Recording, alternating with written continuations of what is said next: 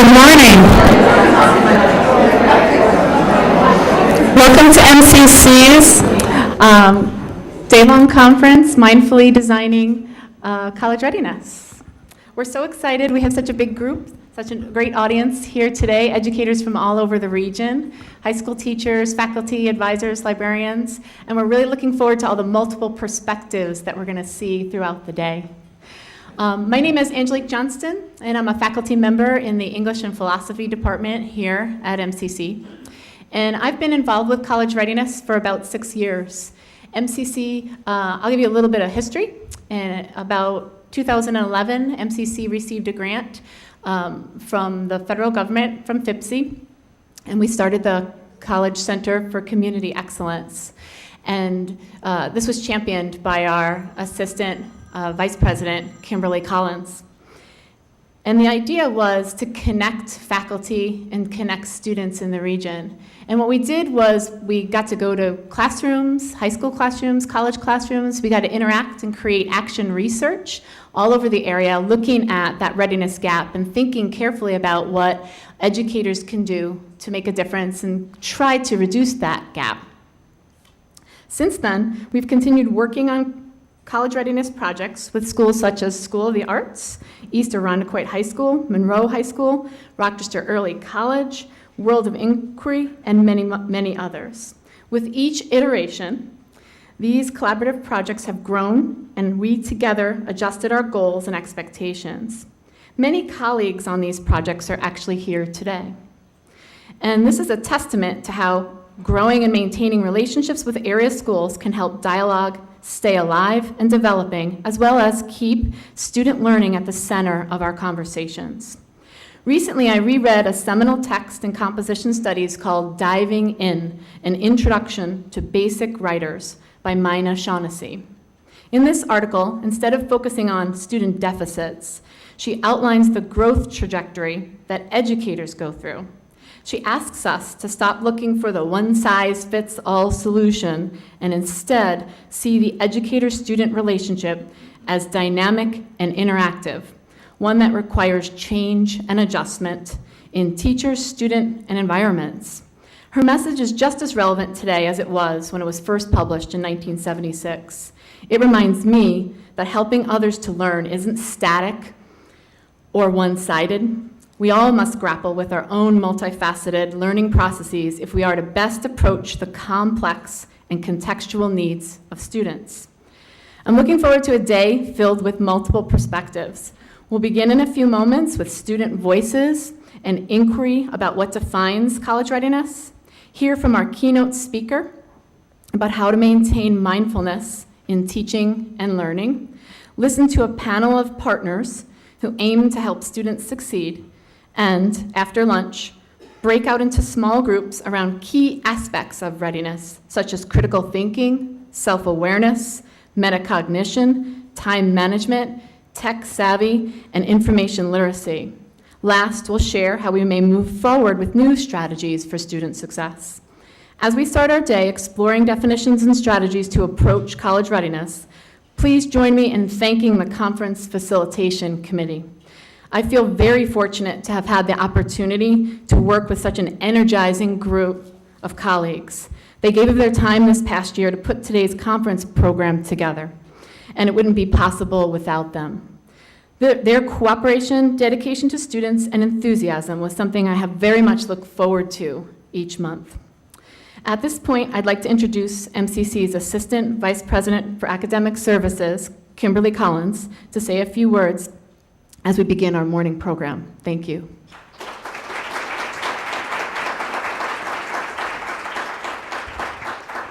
Welcome, everyone.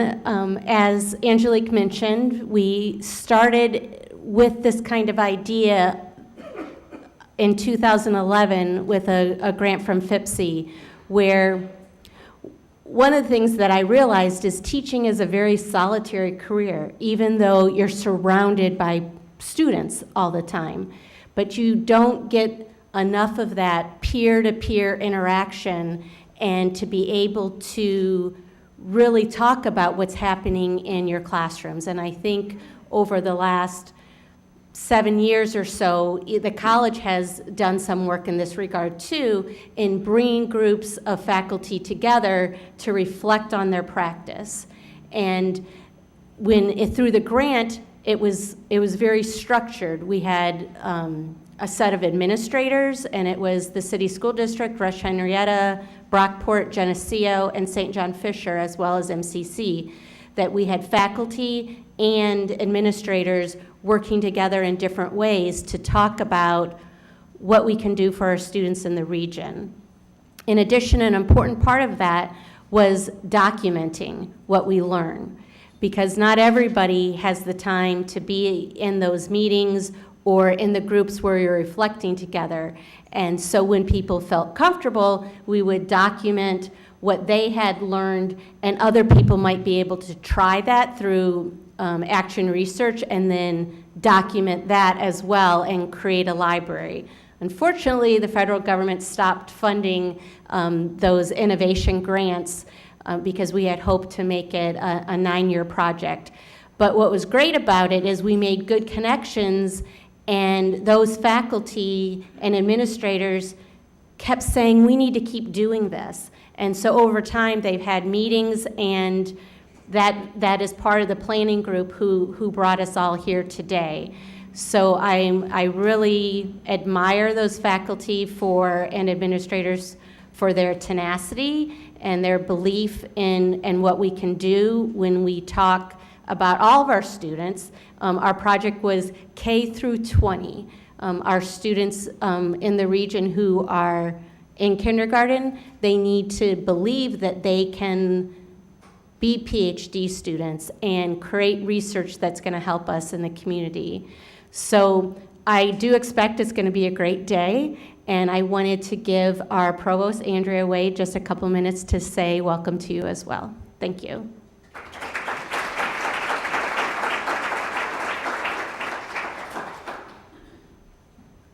Good morning. Within the last few days, I've been getting updates on this conference, and often when you get an update that sounds rather urgent, you get a little worried. But in this case, I got an update from Kimberly, and she says, I need to tell you what's going on with this conference. It is full. It is absolutely full. And in this room are representatives not just from MCC, but from 11 higher education institutions and from 13 K-12 institutions. And this really indicates the importance of what we're here to talk about today for all of us in helping students to be ready to gain the benefits of higher education. We at MCC are very focused right now on being a student-ready college, but that needs to be done in the context of helping students all the way through the pipeline, again, to be ready to receive that benefit, that transformation that comes through higher education. So I also wanted to thank those who have put this together. I know Angelique has taken the lion's share of the role, but there was a committee, not just composed of MCC folks, but people from Brockport. I know also people from Rochester City School District. Could those people stand just for a minute so we can thank them for putting this together?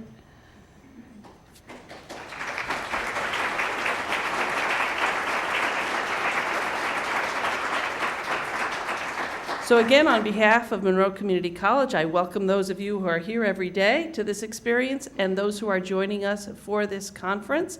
I'm going to sit in the back and be a bit of a fly on the wall, and I am very excited that there's going to be some great work done today and that it's going to continue on with these connections and this networking and these collaborations, again, to help the students in our area to be ready to fly through education. Thank you.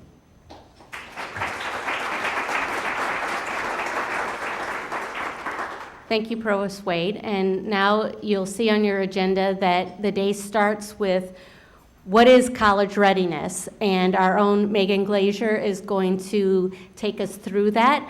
Megan started in one of the grant programs and as an adjunct, and now we're happy to call her one of our bright and shining new full-time faculty. And she just got hooked on things that I didn't think previous to that, she didn't quite understand what the urgency and how much work there is to do in this area, and she is a passionate advocate for this work. So, Megan, welcome.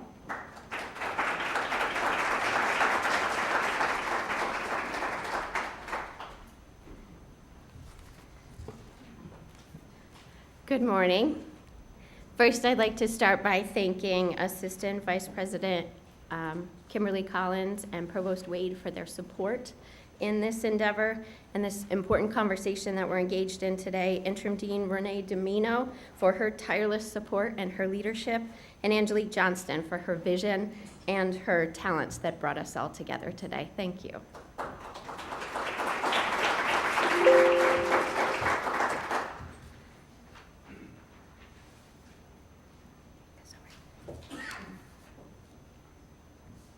So as Kimberly Collins said, I'm Megan Glazer. I'm a full-time instructor in the Transitional Studies Department working with developmental students, specifically in the areas of reading, writing, and critical thinking skills to get them ready to fly, as was stated previously. So it's been a great privilege and pleasure to work with those students and to explore even further out and back it up to the high school level to see where are these students coming from so that I am more informed as an instructor and can utilize and facilitate that growth into MCC. So today will be a three-part series. First, we'll have some video clips from students' perspectives about what it means to be college ready. And you'll have time for discussion between each of those clips so that you can reflect on your own or with someone else at your table to think through what these students are saying, what the important messages are that you could take away for use in your work. We'll then explore a proposed formal definition of college readiness by Conley, and you'll find copies of that at your table. And then we'll talk through some implications of what we hear from students, what we see from this definition, and what we know from our own work with students, and put all of those pieces together, hopefully, to engage with each other in some meaningful conversation and dialogue. Okay, so first we have student perspective speaking about the idea of mindset and mental readiness for college.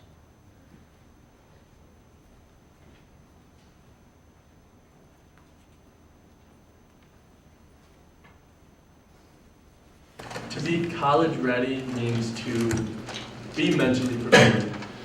You have to know what is going to be expected, and you have to be ready to make some sacrifices, social life, things like that. I mean, you still can have a social life, but you have to be able to put your education first. There's like an emotional readiness, and then there's like an intellectual readiness. I feel like you have to like want to put in the work and be able to put in the work, you know, because it's a lot. It's like a step up from high school. The amount of effort you have to put in, and it's challenging because there's so many distractions and things that could perhaps like steer you off course in college. And if you can find a way to focus, you'd be more apt to succeed. To me, it's having a plan, but being flexible. And some people say being flexible means you shouldn't be so rigid, but you got to have somewhere to start from so you know where you can go to and bounce back from. So even if you know, like, say you're picking a major that's not the one you want, pick one so you have a start point. You can familiarize yourself with the system and then go from there. Because for a lot of people, they're the first generation going to school.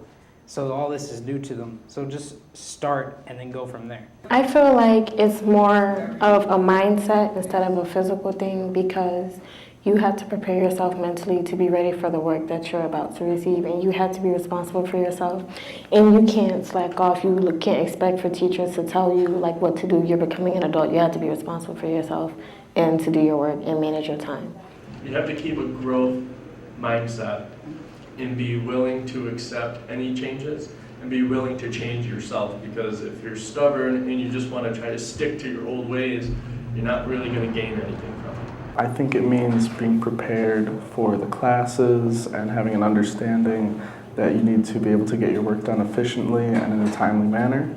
And it also means being able to be independent enough to show up to classes on your own because you don't have teachers who will be breathing down your neck every day like you do in high school. I would say that it's more about not expecting, like your professors are there to help you, but in high school, they help you way more than, I don't know, some deserve. So they kind of scoot you along. But in college, they won't let that slide. You have to really like sit down and work on yourself. You have to be like progressive for yourself. You can't just hope that your professors are going to help you. I graduated high school 8 years ago, and had I gone to college right after high school, I would not have been ready. Because same thing, I wasn't a good high school student. I didn't apply myself. And so now that I've come to college 8 years later, I am ready because I wanted to do it, and I buckled myself down and I'm applying myself. And that's kind of what it comes down to also being college ready, is you have to know why you're going to college. And it's okay to admit if you don't want to go to college, because you might decide to later on, but you need to know whether you want to or not.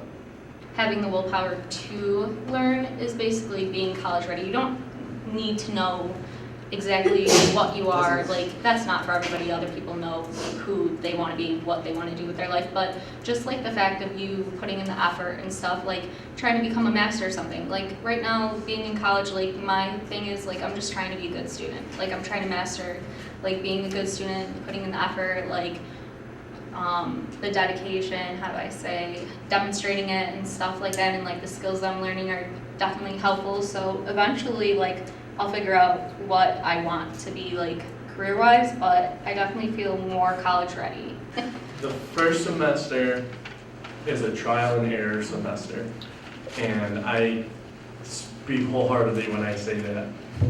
You can be as ready as you can coming into the semester. You can know how you are, what you like, how you like to study, but you will find that a lot of that changes. Certain things you'll find work for you, some things you'll find won't work for you, study habits, things like that. Even little things, where you sit in the class, who you sit next to. I personally found out that I don't like binders, and next semester I'm moving to spiral notebook. But it's little things like that's going to affect how I take notes in class. I didn't want to be spending a lot of money on college because I wasn't sure if college is what I wanted to do, because I've never really enjoyed school. Like I love learning and I love gaining new knowledge, but school has never been like my forte. So I tried it out. It's been a year now, and that's why I'm going into the military, because I feel like I need a few more years to get myself in the right spot to go back to school and start achieving more, because I'm not like in the right mindset at this point with school. No one's going to do the work for you. You're not going to get spoon-fed the work or the information. However, the professors are there to help you, but you have to seek the help and actually ask for the help. So how about those student voices? Are you blown away? So proud. So take just a moment and think through, what do you hear these students saying? And what are some of the larger themes or the topics that these students are addressing? So we'll give you about 6 minutes. In that time, reflect on your own, and then when you're ready, if you're ready, feel free to engage a colleague at your table.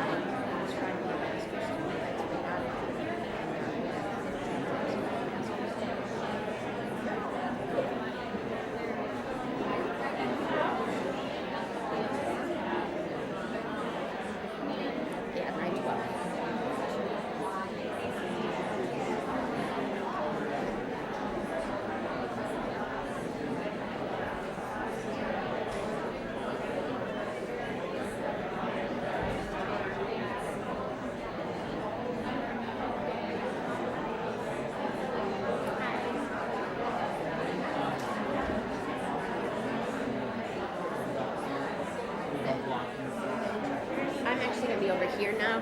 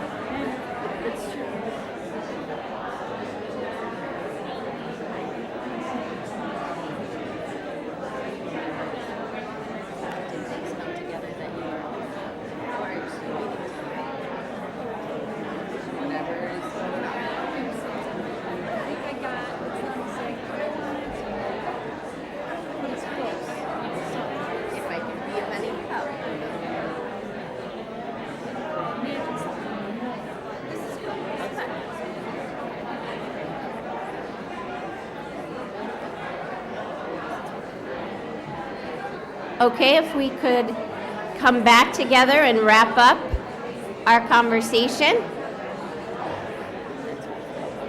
Timer would have been, maybe we'll go to the next.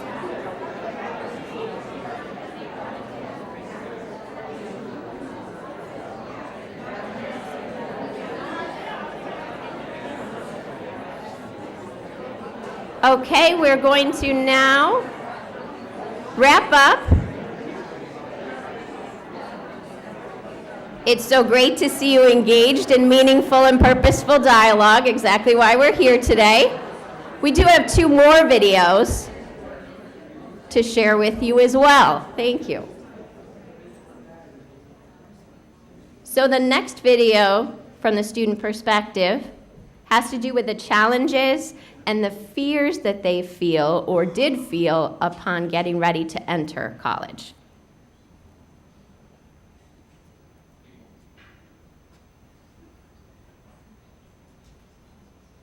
Personally, I feel like I heard stories that teachers told me, and they were like, oh, college is really difficult, college is it's scary, and so I was more frightened to go to school.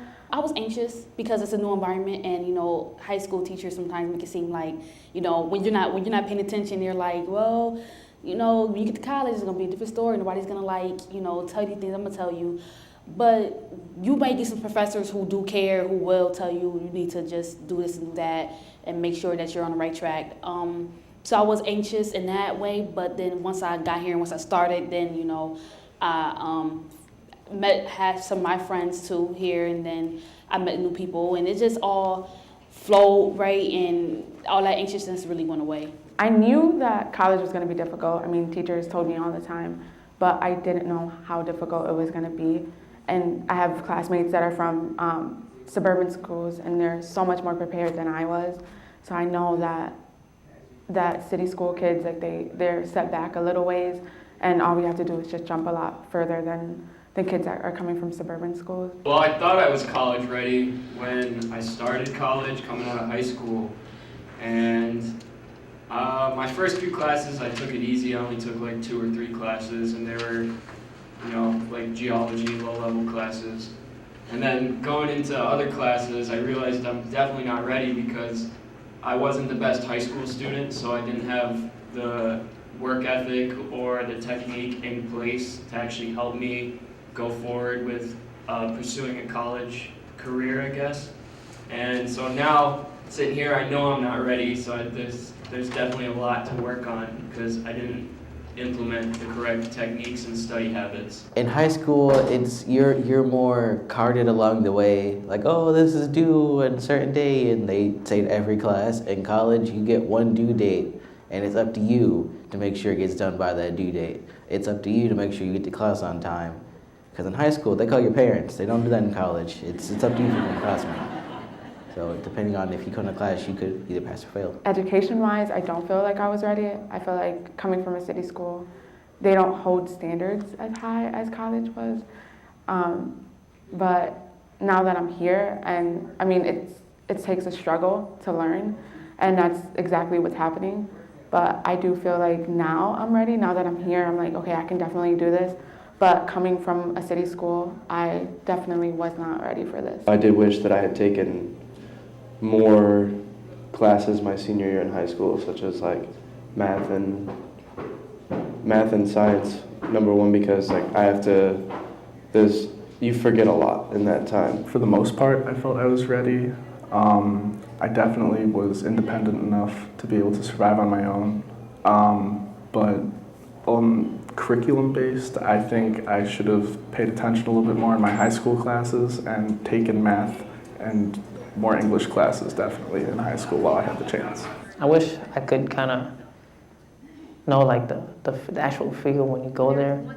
Like you can take a tour and you can visit, you can walk around and see how things are, but you don't really get the actual feel for how the experience is. I would definitely take a math class my senior year instead of opting not to, because it wasn't required my senior year, but it would definitely have helped with a bunch of the prerequisites in college. I could have skipped over a bunch of things I have to take now before I can take any classes that actually mean anything to me.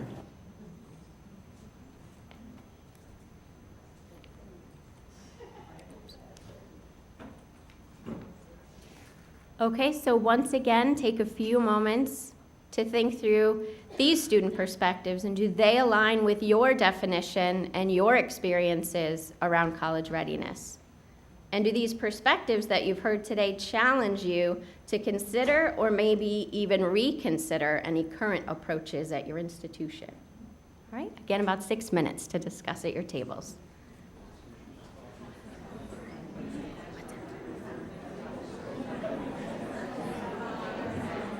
Too much.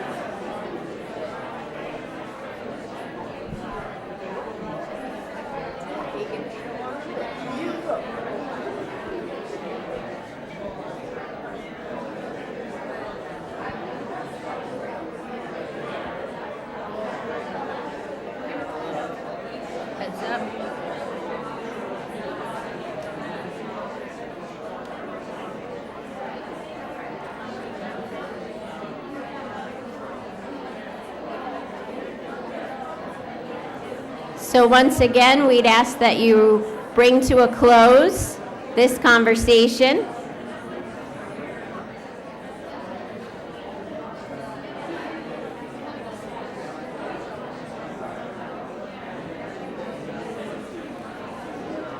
And we have one last video clip to share with you.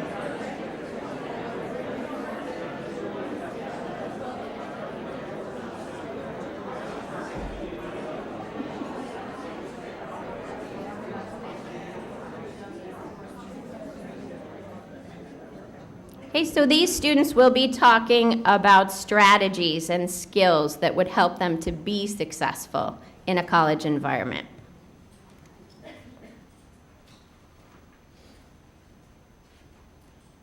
More studying techniques. I didn't really know how to study that well in high school because it wasn't as hard, so I just kind of was able to remember everything. But once I got to college, I realized that there's a lot more study techniques that you need in order to remember everything and do well on the tests. Definitely time management was like one of the biggest things, because like you got school, you got work, you got friends, family, and you have to like somehow find a way of balancing all that, plus like any other stresses going on, and yeah, I finally got it down, somewhat. Well, to have time management, I guess, because if you have to be independent, you're going to be on your own. So I'm used to having my mom being there and things like that. So if I am going to college and I'm living on campus, I need to learn to have time management. I need to learn to at least be independent by myself. I need to learn how to fend for myself as well, with financial aid or something like that, or assignments and things like that. One thing that is true, they're not gonna like go down your throat about assignments. They're not gonna be like, this is do. You have to be on top of that. You have to like, cause you are by yourself in that aspect. So I did wish I had better time management and knew more about it. But once I got the hang of it, you know, keeping a calendar or you know an agenda, you know that's provided. So it got better, but I wish I did have my time management down more. I struggled through high school, kind of just got pushed along, did the bare minimum. And if I didn't do the bare minimum and I actually went above and beyond and achieved like goals in high school, I'd be doing a lot better right now in college than I actually am. I wouldn't be, slacking or procrastinating. I'd be getting work done and then going enjoying myself. So I tell myself, don't slack off. I wish I knew that organization is super important. I mean, if you get organized, it's so easy to get behind so quickly. And another thing would be repeating deadlines and times when things are due. It's something that I know I do personally a lot, is push things off until the last minute, deadlines. You're like, oh, I can fit it all in the last night. And a lot of times that makes you miserable for a couple of days because you're dealing with the repercussions of staying up until 3 a.m. and getting up at 7 o'clock for an 8 a.m. class. And there's also courses that they offer to help you get familiarized with the process, from financial aid to help with dormitories if you need it. If you need help, you just ask. College is not hard. It's very easy. You just need to be confident in yourself, and I can understand that can be hard for some people going straight from high school to college. But if you surround yourself with people who care about you, it can be an easy transition.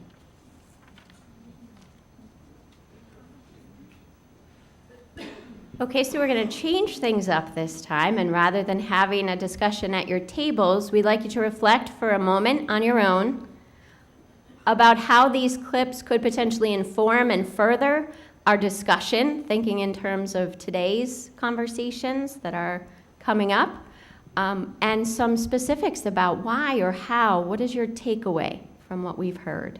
And Dean Domino is going to come around and potentially ask for a volunteer who'd like to share out. So take just a moment and think first.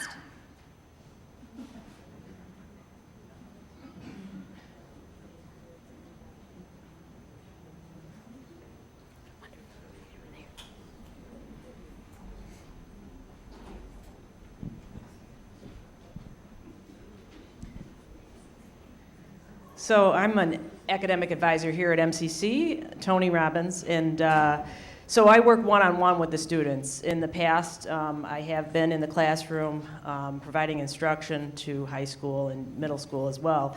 But now I'm with the college students, and I think that last comment that the student mentioned in terms of being confident and also surrounding yourself with people that care about you. So you can sense when a student comes in, and it might be their first semester, and they're very uncomfortable, or they don't have that confidence, like that student there that said he was going to go to the military because he said he wasn't college ready. Well, if someone pulls him aside and says, well, you are ready. You could, and you just need to do this, this, and this, because he sounded like he really could be ready if he had the right support coach or, the support there, and knowing that others care. Like that one kid, or a couple of them said their mom was there to help them. Well, we're not their parents, but we can kind of help them with that transition.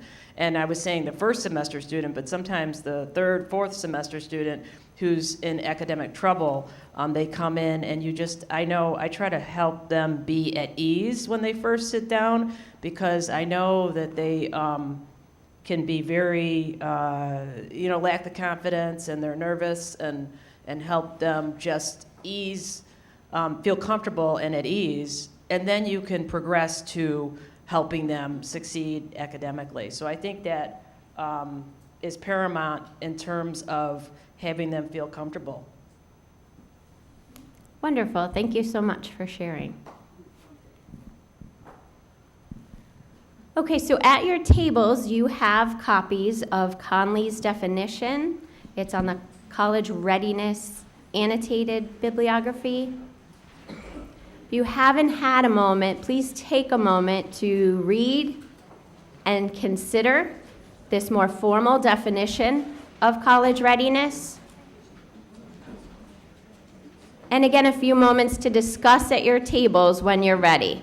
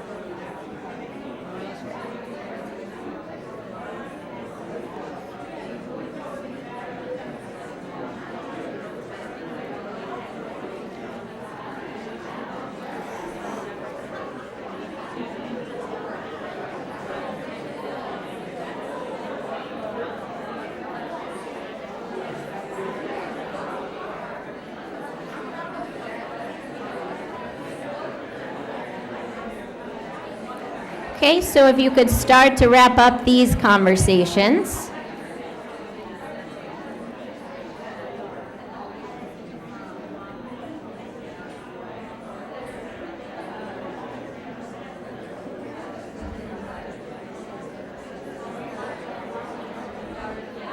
So the instructor in me couldn't help but start to float around and hear what's being discussed at each table, just fly on the wall to hear what your conversations were. I heard some fascinating conversation around it's our job as coaches to help students to do these things that Conley is suggesting. A lot of discussion about the affective needs of our students, their levels of confidence, their ability to navigate this new culture, their abilities or willingness to seek out support for themselves. All of those are fabulous points, and I hope that you take those with you and into your breakout sessions and really think through the implications of those. So a few considerations. Conley to me felt quite subjective. Who determines success? What's considered proficiency? How do we assess these things for our students? And in my own role, what is the role of developmental coursework in the idea of readiness? What if our students are not ready yet when they walk through those doors?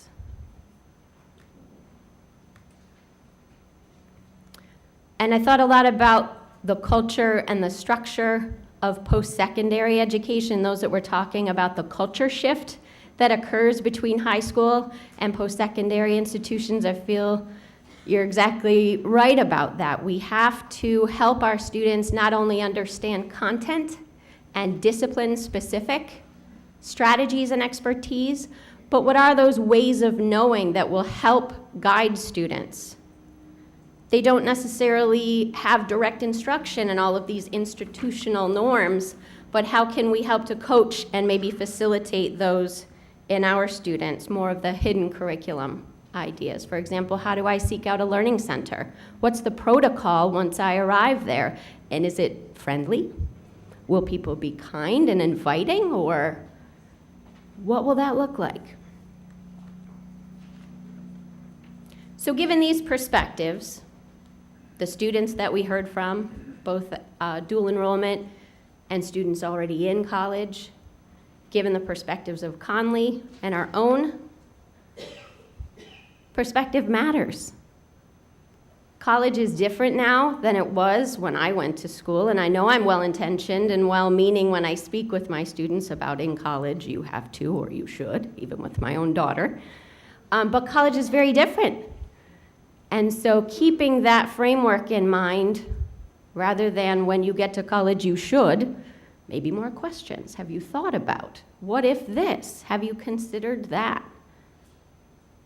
Assessment matters a great deal, and I'm privileged to be on a committee at MCC that's looking at instituting multiple measures so that we can capture some of those affective strengths that our students bring. Some are excellent advocates for themselves and will seek out and find the help that they need, but also help those students who need some coaching in that area. If they're going to be successful, if they're going to persist to graduation, which is the goal, maybe they need some development around how do I advocate? And really thinking about those affective needs and what students bring. And I love what Provost Wade shared. Are students college ready, or are colleges student ready? I love that idea. So who walks through the door, and what are our expectations, and what do we see our role as their educators and their support systems? So as you go through the day, I leave you with a few final thoughts as you filter through all that we've discussed in our time. Student empowerment is really key. To look at who the student is coming in, their strengths, their aptitudes, their abilities, and their needs, to really address how can we help this student through this next challenge. And as Lao Tzu said, knowing others is intelligence, knowing yourself is true wisdom, mastering others is strength, mastering yourself is true power. Thank you.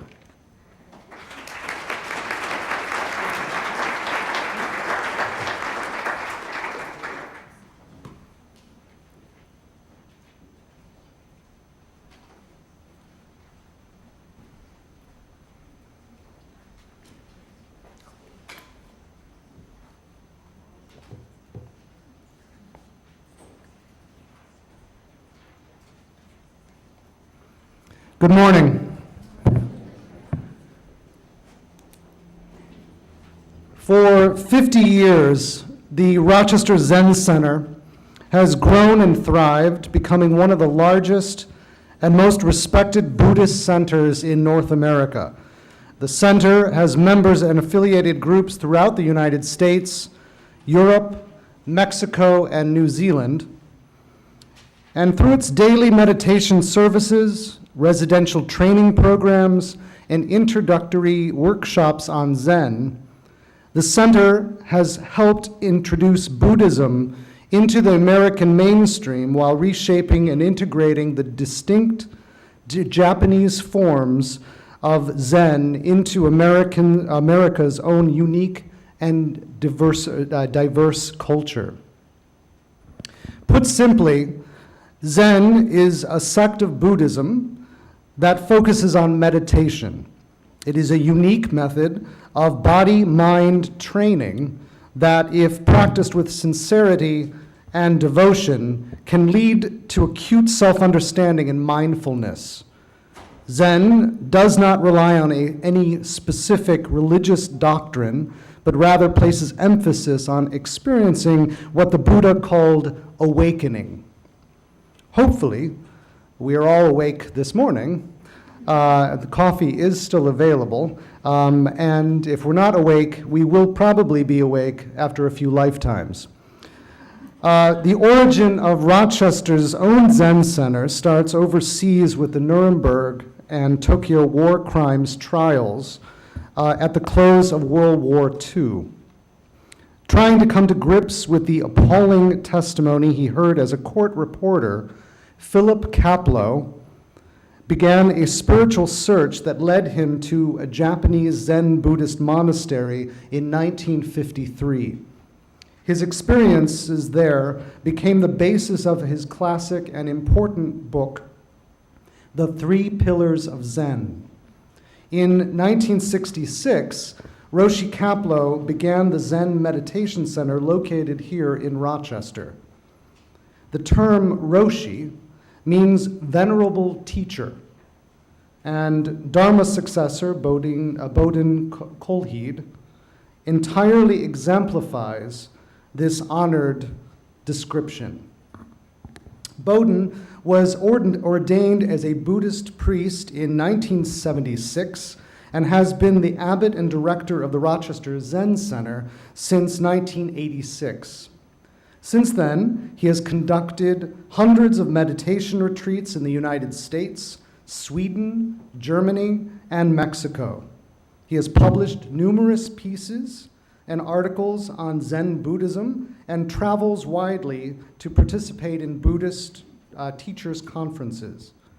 Most of his time is devoted, however, to teaching at the Rochester Zen Center and conducting retreats at Chapin Mill in Batavia. I also have learned that Bodhin has a wicked serve playing tennis and keeps his inner eye focused on the ball. It is my express pleasure to welcome our keynote speaker, Roshi Bodhin Kolhid. Thank you.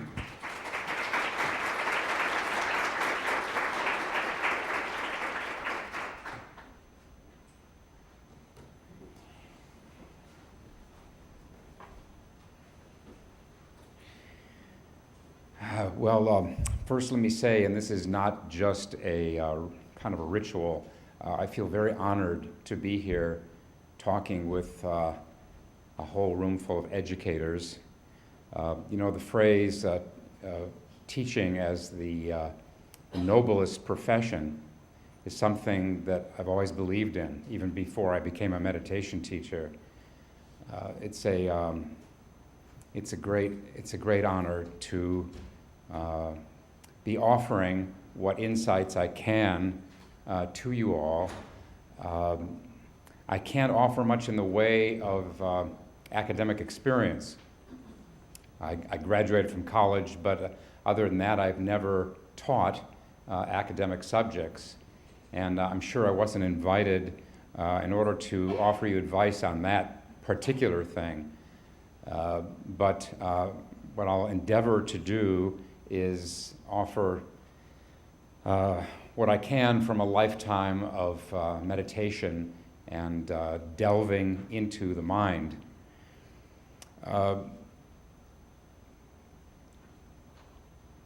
I think the most important thing about meditation is this, that our experience of the world, which means also our experience with our students, our experience in our work, in our families, our experience is determined as much by the mind as it is by circumstances.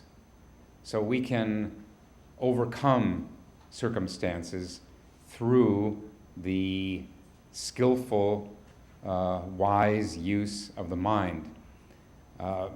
This is why I would like everyone in the world to maintain a daily practice of meditation, because it makes all the difference in how we function in the world. I can't convince you of that until you've tried it and you've done it maybe for a long time. But it is a very transforming experience, especially if it's done every day.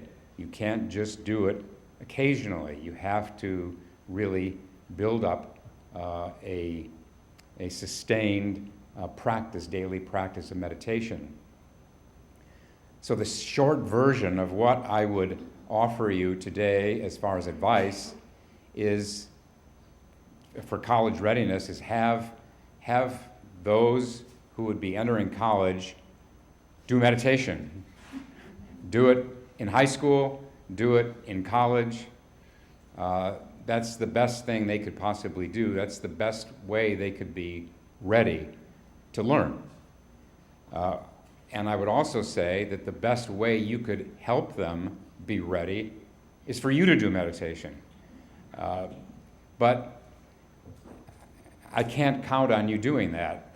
Actually, most people in the world don't do meditation.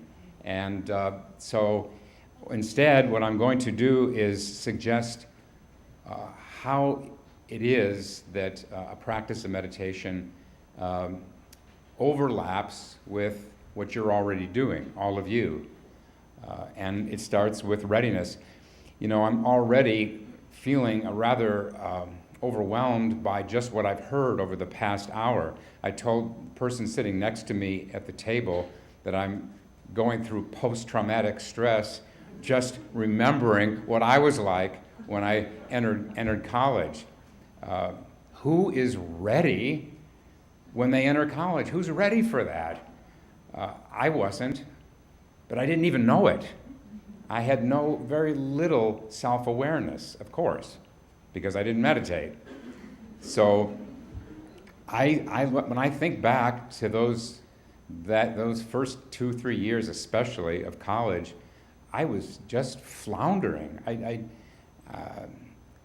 And I think that's one of the marvelous things about all of you working with these unformed men and women. It's remarkable, I think, that they learn anything, given the emotional problems they might have, the family dysfunctions they may have.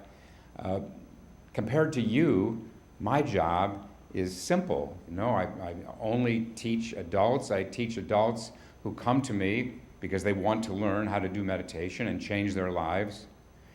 But your job is much, much harder, and I really am very, very in awe of everything you do, especially sustained over years and years of that, and the way that you can keep doing that. So let me go right to what I think is the heart of the matter, where my Zen meditation teaching and your teaching overlaps, is helping. How do we help our students? There are different kinds of help.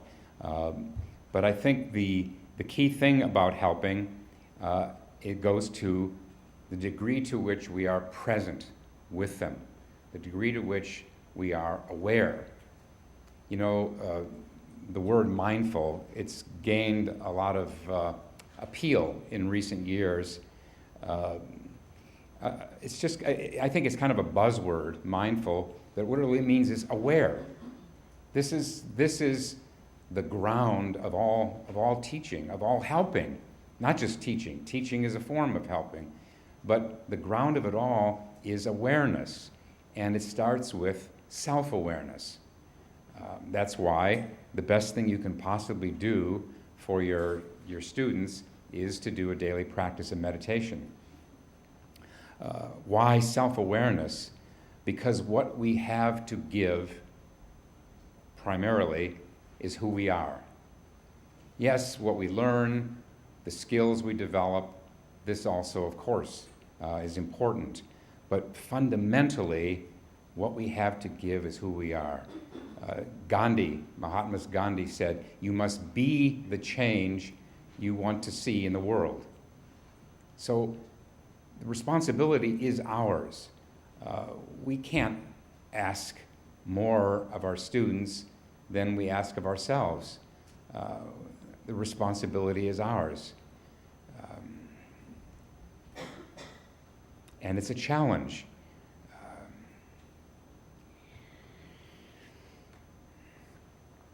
The problem with awareness is it's exceedingly rare to be really truly aware and mindful. The opposite of mindful, we could say, is mindless. And what mindless means in Zen terms is where you're not present, you're not aware. And what does that mean? Well, for most people, it means rather than just being fully experiencing what is in this moment, our mind is in thoughts. And the thoughts may be in the future, they may be thoughts of the past.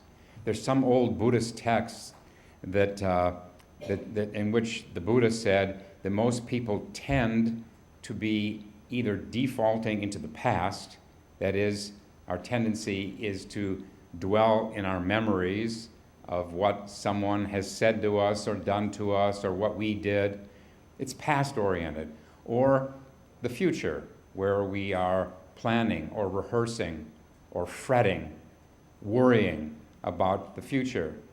I don't know if that's true. There's no empirical study I've ever heard about, but I can relate to it. Of course, we're all mixes. We're mixes of dwelling in the past and in the future and fantasies. But I think part of self-awareness is knowing our tendency, and I guess the tendency we all share is to not be present, but to be lost in our thoughts. My teacher, the founder of the Zen Center here in Rochester, used to distinguish between thinking and what he called thoughting. And I think it's a very useful distinction. In Zen practice, we see nothing wrong with thinking, of course. This is our unique endowment as human beings, is to use this intellect that we have as human beings, as Homo sapiens, to use that to solve problems, to analyze and discriminate. This is a great thing. But thoughting is entirely different. Thoughting is this kind of state of being awash in all kinds of random, irrelevant thoughts, where we have there's no direction to them, there's no focus to them. We're just thoughting. We're just lost in these things. And the curious thing is that most people have no idea how much of their time they spend in thoughting. I would insist that it's not until you seriously try meditation that you realize how little of the time of your day, your waking hours, that you are actually fully present. And as far as ever being perfectly fully present, I don't know about that, because it's a lifetime project for me, as with anyone. But it's a project that is the most important thing we can do for ourselves and for our students and for our family and for our colleagues.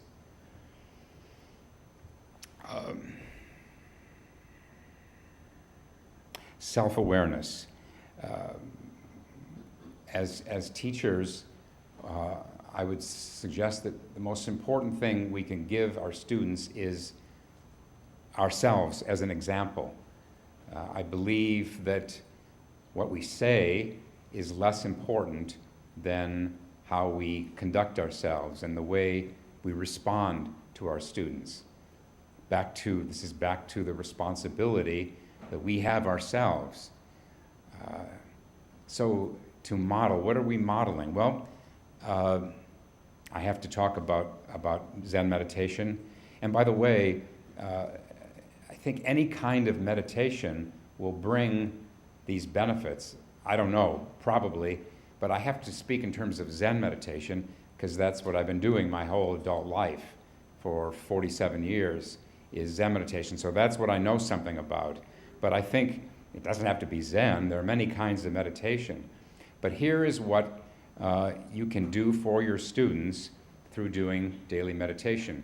The first, most obvious thing is you become more calm and centered. This is felt by students.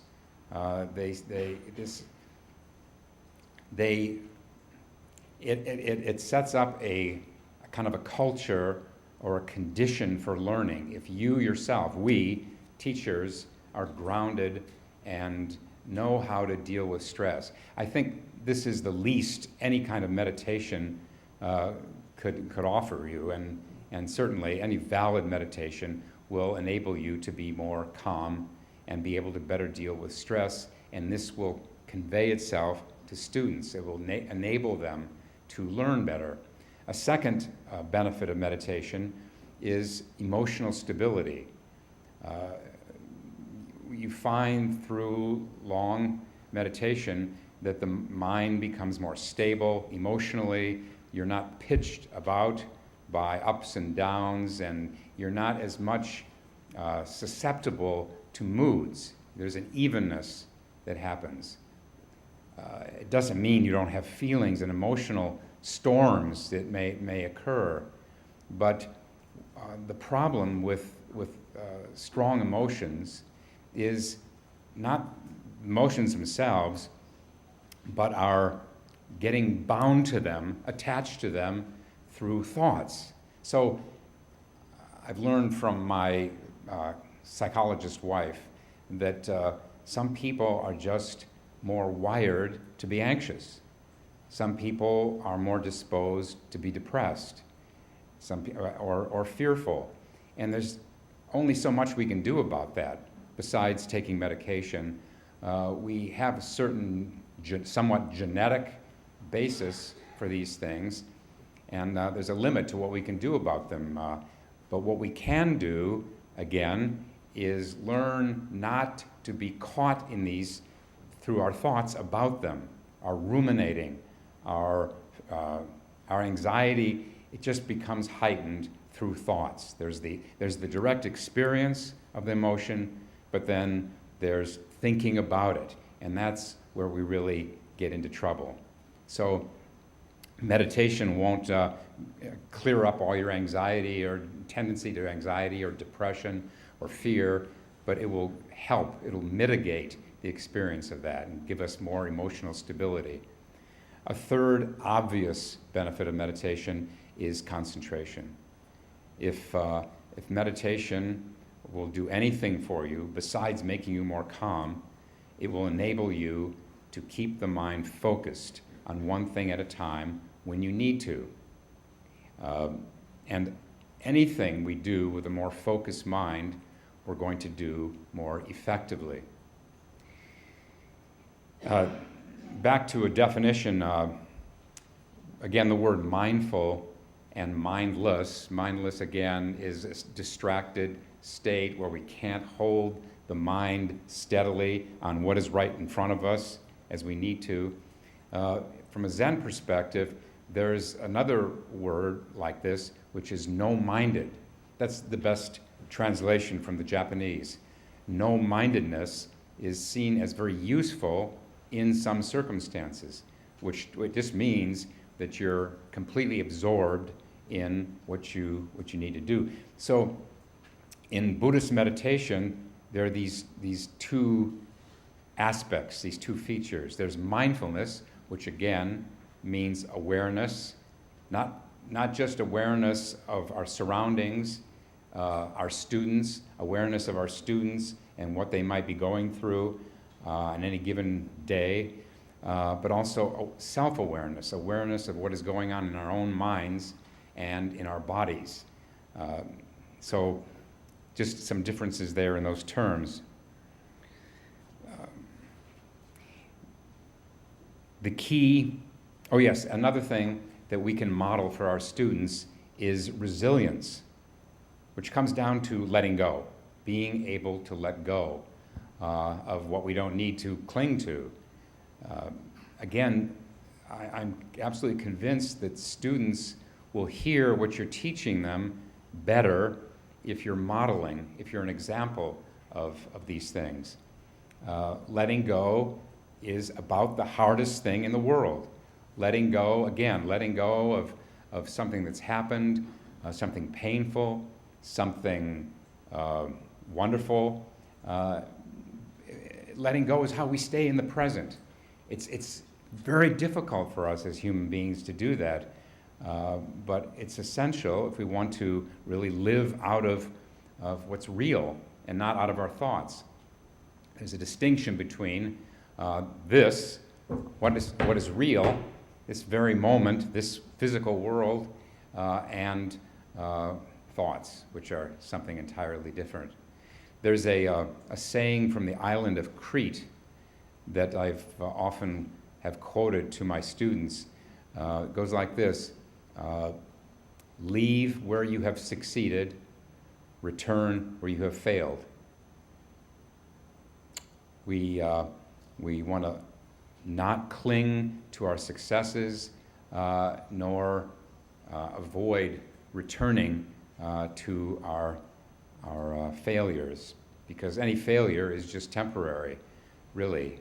So that's resilience, is not getting caught in what has happened, but staying in the moment. Self-awareness and awareness come together. Self-awareness and awareness of what's around us come together in the direct seeing of our students. This is what meditation can offer us, is a way to see our student as she or he is, which is not how we usually see our students. Most people see their students or their spouses or their colleagues through a prism of ideas based on concepts, ideas, notions about them. And it's completely unfair because each one of us is changing all the time. Not dramatically from day to day or week to week. Changes usually are pretty subtle, but one thing the meditation shows is that we are all in flux. We're all in process. I've been told that in the Hopi language, they don't have nouns exactly the way we think of it. That instead of the word chair, for example, it's they would say that object there is chairing or bratting. If you take a person, bratting or bodening. It's a marvelous way to understand the nature of reality, is that everything is in flux. This is one of the fundamental teachings, not just teachings, but experiences of the Dharma, of Buddhism, is that we're all in flux. Right here now, that we're all just shimmering energy. It's a certain kind of energy that has congealed into Bowden or Carol, and it's relatively continuous. You know, we get up in the morning and we recognize the person in the mirror. There is a continuity, but it is not a fixed, permanent self that we're looking at. This may sound very abstract, but it has huge implications. It means that on any given day, that student of yours, or your son or daughter or parent, that person still can be worked with in a new way, that they're not fixed. Maybe largely fixed, but not entirely fixed. And that's where we find we can help them the most, is to keep that in mind. Wittgenstein, I love this. Wittgenstein, who I'm sure never even heard the word Zen, said, "Don't think, look." That's a tall order, to not see people in concepts and images from the past, but just to see them as they are right here now. You can't do that really very well without daily meditation. Here's another expression that I've always been inspired by in terms of us as teachers modeling our understanding for our students. This came from I think a Japanese Zen teacher. He said, "I just am sharing with others what I do seriously for myself." It is so easy to get hung up on how we're going to change our students. And here there's a balance. Yes, we will influence our students for better or for worse, but there's a limit to that. That our students have their own tendencies and their own backgrounds that will affect our reaching them. Maybe I'm not telling any of you what you don't already know through your own experience of teaching, but maybe I'm using different language that can help you take another look at it. Buddhism is sometimes defined as the middle way. The middle way, and you can interpret that in many ways. But one way to interpret it is it's the middle way between imagining that we can do it for our students, we can affect them, or put it this way, the middle way between our feeling responsible, completely responsible for our students. That's one mistake. And the other mistake is thinking that we're not responsible for them. It's the middle way. It's neither this nor that. It's some balance. It's some sweet spot that we can reach through long meditation. We have these 7-day retreats, these intensive meditation retreats about every month or two at the Zen Center. And my chief assistants who are working with people who are doing sitting meditation for 10, 12, 14 hours a day, and they have to sort of manage the changes that these students go through, which are many. And I always tell them the worst, there are two mistakes you can make. One is thinking you're responsible for what happens to them, what they go through in the retreat. The other one is thinking you're not responsible for what they're going through in the retreat. This gets into the paradox that in Zen we recognize that the only way to begin to encompass the deepest truths is through paradox.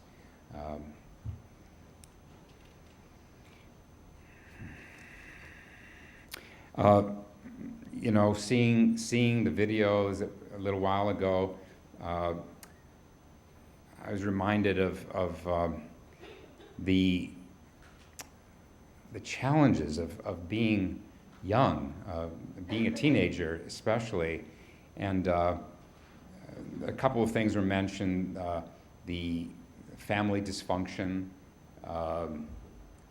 Here's one.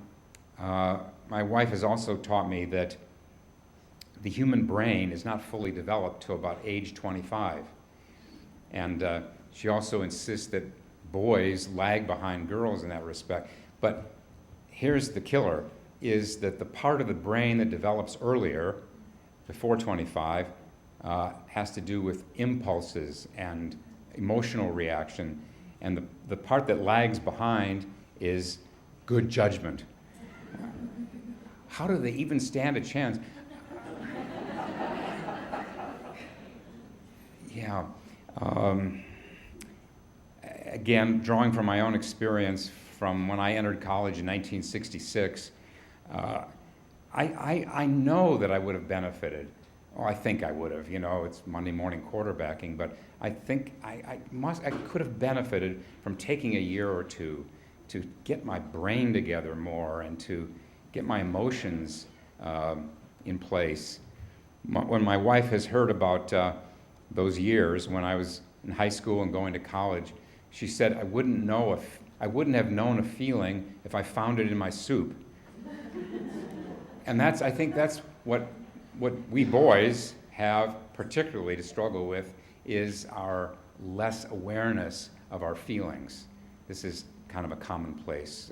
I think it's well proven that we're really kind of, that's a deficit of being a male, is being aware of our feelings and other people's feelings. This too is developed through meditation. What am I talking about when I say meditation? Okay, let me back up and say it doesn't mean that you're withdrawing into a private inner world where you're trying to do something. It's really, Zen meditation means to be fully present. There's the sitting meditation, the formal, where you sit in a stable posture, with the limbs drawn together, the back straight, shoulders relaxed. That's the smallest part of Zen meditation. The biggest part is bringing that into our work, into our family. And what that means is functioning with a mind of stabilized awareness. Stabilized awareness. This speaks to these two aspects of meditation that I mentioned earlier, where there's the ability to hold the mind steadily in a focused way when it's called for. There's that, and integrated with that is the awareness of what's going on around us when we need to be aware of what's going on around, the mindfulness aspect, the mindfulness and the no-mindedness aspect. So when we go into college, we have the problems of our own family issues. Transference, how about that? I hope you all know this phenomenon that psychologists call transference, where our students, when they're young especially, our students see us through the coloration of their past experiences, emotional experiences, mainly mom and dad, but also sisters and brothers. So I learned early on as a teacher that I get more blame than I deserve, and I get more credit than I deserve, because our students bring both to us. They can idealize us. I think when I look back, I used to love my teachers. And then unfortunately, then there are others who will not give you a chance because they're bringing old tapes to their experience with you. And this is absolutely crucial. If there's one psychological, I got a BA in psychology, so if there's one psychological mechanism maybe that would help teachers to keep in mind its transference and not get caught. So when you are aware of transference, that all your interactions with your students could be subject to transference, then that lends itself to a kind of detachment where you're not reacting to what's coming from your student. You have this, again, this centered, stable quality where you don't reject what they're saying. That would be the other extreme. Okay, maybe they're right. When my students find fault with me, I try to consider whether they're right, but not to get hung up on it and think that these students of ours are the oracles of Delphi and can the voices of all wisdom. What else? I am just flabbergasted at what you folks have to put up with your kids with their digital devices while you're teaching. I don't know how you do it. Because so much of learning is listening. I think the evidence is clear that when we're multitasking, each of the two things we're doing, let's just make it two, each of the two things we're doing, we're not doing as effectively. Some people insist that, that's what they need to do. Okay, if you need to do it, do it. Sometimes when I'm driving, I'm listening to NPR or something else like that. I multitask sometimes too, but if you're doing it, recognize that you're not fully doing either one. You don't have the full experience of it. So, to be a teacher these days with kids who are checking their phones every few seconds, and then on top of it all, the challenge these days of social media and what that does emotionally to your students. I read this wonderful book by Sherry Turkle from MIT called Alone Together. She's written at least 3 books about the effect of social media and digital devices on us, all of us. And it really helped me sympathize with young people, especially what they're going through with social media. Before that, I'd always been, what's wrong with them? Why are they so lost in their digital devices and everything, or their social media? But based on her field research, she reports in this book, Alone Together, terrific book, she reports of how much anxiety that it generates in these students and how she quotes them as saying, I wish I could get off it, but I can't. I have to stay in the game. It made me much more sympathetic to what young people have to go through these days. But these are still more challenges that students have, and then students means teachers, because you're working with them and all their emotional storms that go through all the internet trolling and snarky things that is aimed at them. I don't know how kids do it these days. And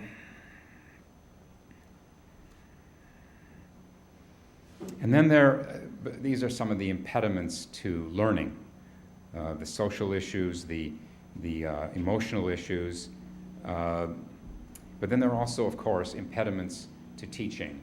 I touched on one of them, the idea that we're solely responsible for our students. It's kind of a arrogance to think that our students sink or swim based on us. It's a kind of almost grandiosity that we can do it. Yes, we are responsible to a degree, but then they have their own course that they have to follow, and it's finding that balance that is so tricky. Again, as I say to my assistants, the worst 2 mistakes. One is feeling you're responsible, and then the other one being thinking you're not responsible.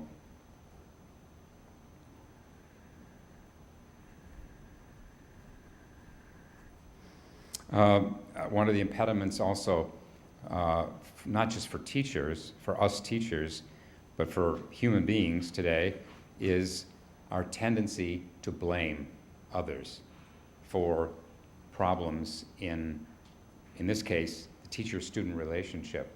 I've heard that it's all too easy for teachers to blame previous teachers or the readiness of students based on their previous experiences. That's just an old kind of thing. It's a way to avoid facing ourselves, really, just blaming other people. It's so common in our culture. Doesn't mean that there isn't some responsibility by previous faculty. Yes, they are partly responsible, but what good does it do us to just blame them? It's just self-indulgent. Here's the student. Here's what we have to work with, for better or for worse.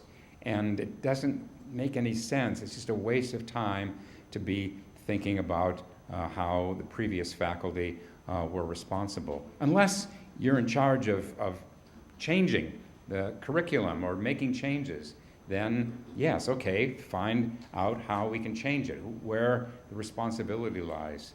But fundamentally, the responsibility is always oneself, really.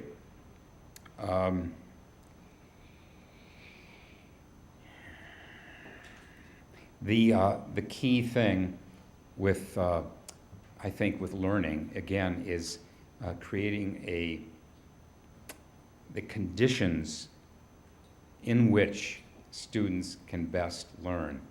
And the essence of that, I think, the essence of helping, not just teaching, but helping in general, is an empathy with the student. To not think, I'm the teacher, that's the student, I'm going to impart information or skills, but really, and this is hard to talk about, but the sense of the unity between them, the oneness between them. This is what enlightenment reveals, is that we are all fundamentally one. That within all our differences, and we are all different, each one of us is unique. Each one of us has our own strengths and weaknesses, our own personality and character, and not to mention appearance. But within all those differences, there is something underneath that. There is a oneness. And this, I would say, is the single most important thing we can bring to our students, is an awareness of that oneness with them. That's the essence of helping, as I understand it, and my experience.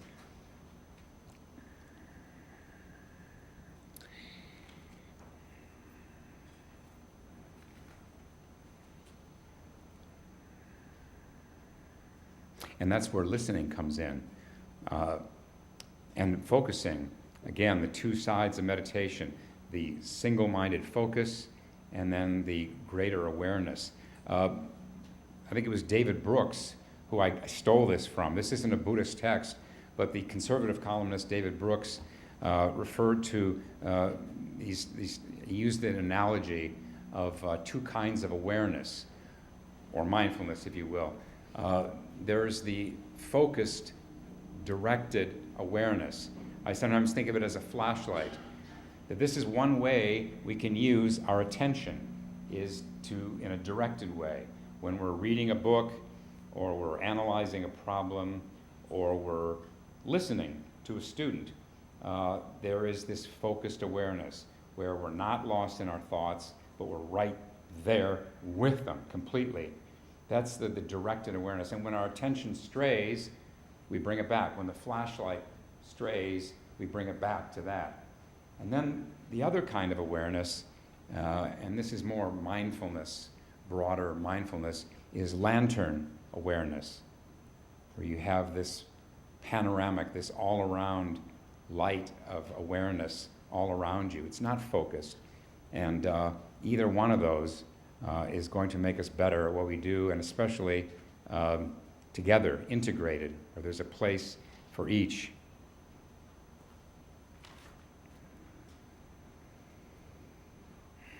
Also, the other, of course, blaming, not just blaming previous faculty, but blaming administration, the administration, and blaming parents. And there's a lot of responsibility to go around. Here too, I just am in awe of you folks for being caught in these cross currents of students, parents, teachers, other teachers, administrators. How can you not be meditating every day? When I was introduced to meditation, when I started meditating, I was working at a psychiatric hospital in Ann Arbor, University of Michigan Hospital, and the first 2 weeks, it was an acutely psychotic population of patients, and the first 2 weeks, I went home every day with a headache, just from the stress.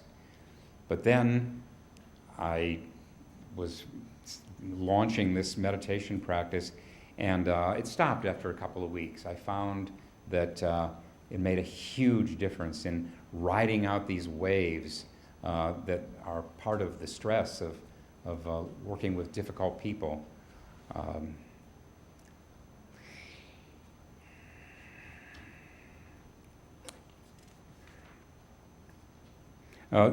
I'm not used to following any kind of script. It's kind of a basic principle in Zen talks that you not be reading from anything because then it wouldn't be fully of the moment. So I may be a little ragged in my talk, but I don't feel apologetic about it because it's coming out of this. So for example, I had this pretty well organized before I came in, but then hearing what was presented on screen here and hearing from the other people at my table was just kind of re-scrambled everything to hear what their experiences were. But I think it's valuable to go along with that. And that too, I would say, is part of teaching. Yes, you have to adhere to a certain teaching plan or script. Certain times you have to get the material across. But then within that, there's a place for adapting. And I think that's maybe one of the most fundamental benefits of meditation. Because it enables us to be more fully present, we're able to adapt to changing circumstances, changing students, and be nimble and adaptive to the changes. I suppose you don't need to be told that if you're working with a student who is going through some emotional distress, that one of the best things you can do is mirror that distress, to articulate for them. I can't, when I was going into college, I don't know that anyone ever mirrored what I was going through, but it's a simple but effective way to bring awareness to them, self-awareness. You know, when we're that young, we often don't have words for these things, and so without words, we're kind of at a loss. We don't know what's going on with us.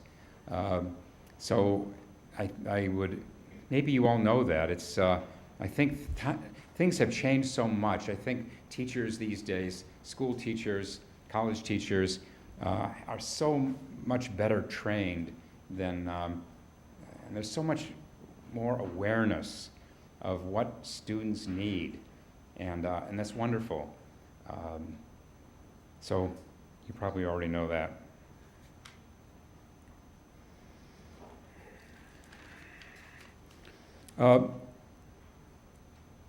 I'm not going to be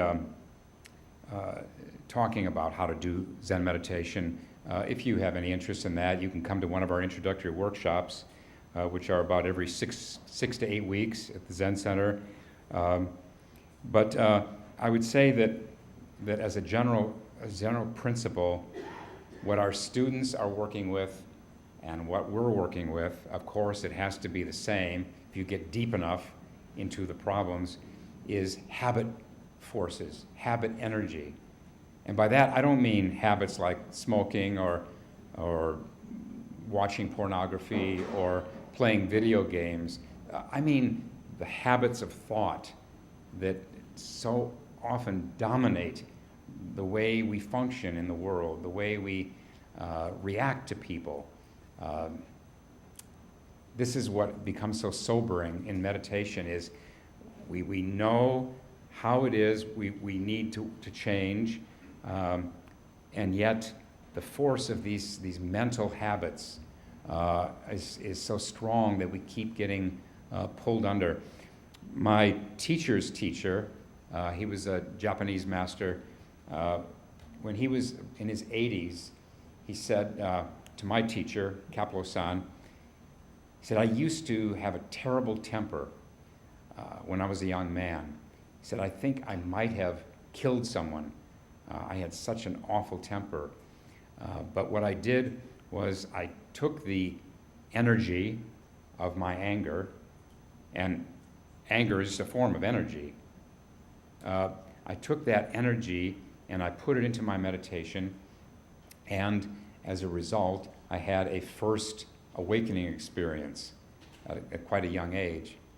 But, he said, it took me another 10 years of rigorous monastic training before I was able to really get free of my anger. When I came to the Zen Center, I didn't want to hear this. What I wanted to hear was, okay, you work, you meditate day and night, possibly for years, but then you have this experience of enlightenment, and then the rest of your life, you're just sailing along without any problems. But it doesn't work that way. That even with a degree of awakening, we still are left with whatever our particular thought, emotional habit forces are.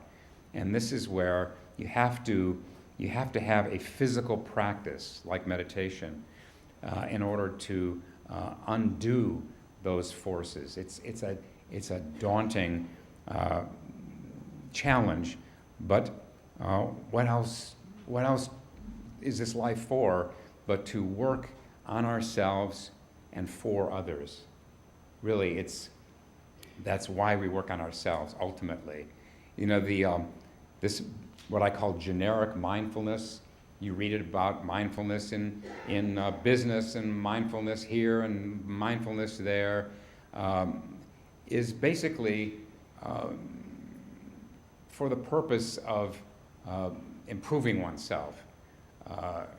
Good, we need that. I couldn't have imagined when I began Zen practice here that there would be, mindfulness would have so much currency as it does today, and it's a wonderful thing.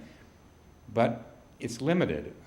If you're practicing meditation or mindfulness just for yourself, to have more earning power or to be more competent, great, but ultimately, and this is where the religious aspect comes in, I do this in order to help other people.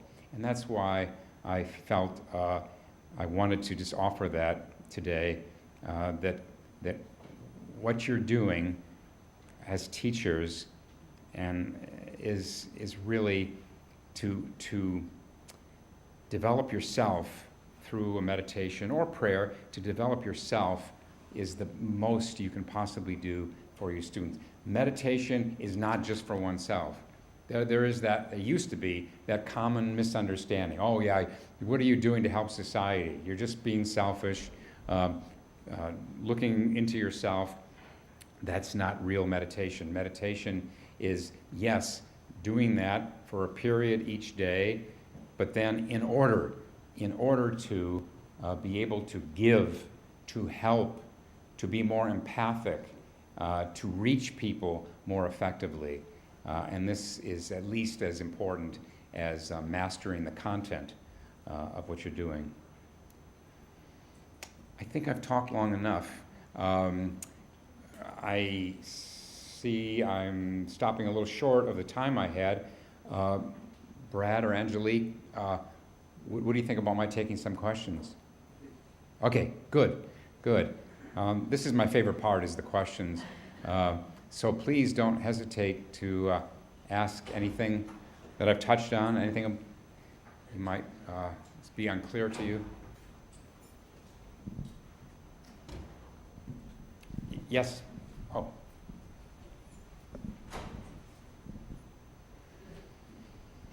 Hi there, thank you.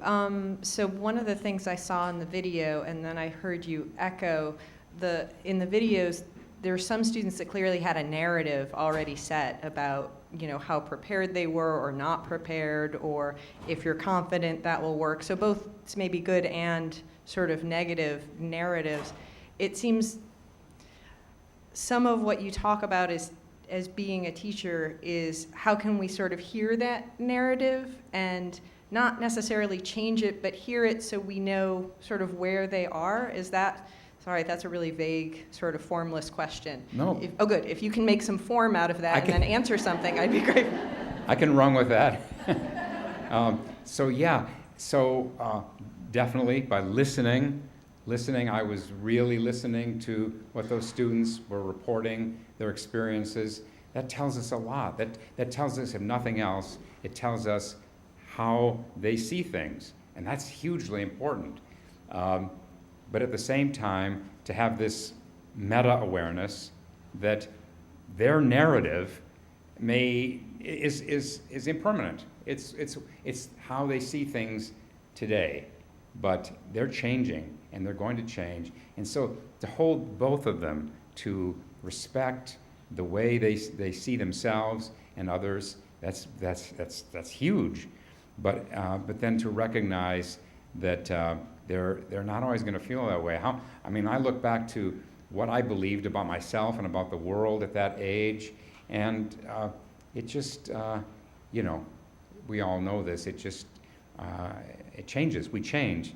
Our views, our perspectives change. That's one of, I would say, besides the three things I mentioned, the benefits of meditation, reducing stress, stabilizing the emotions, and developing concentration, really the most powerful benefit is that it changes our perspective on ourselves and others.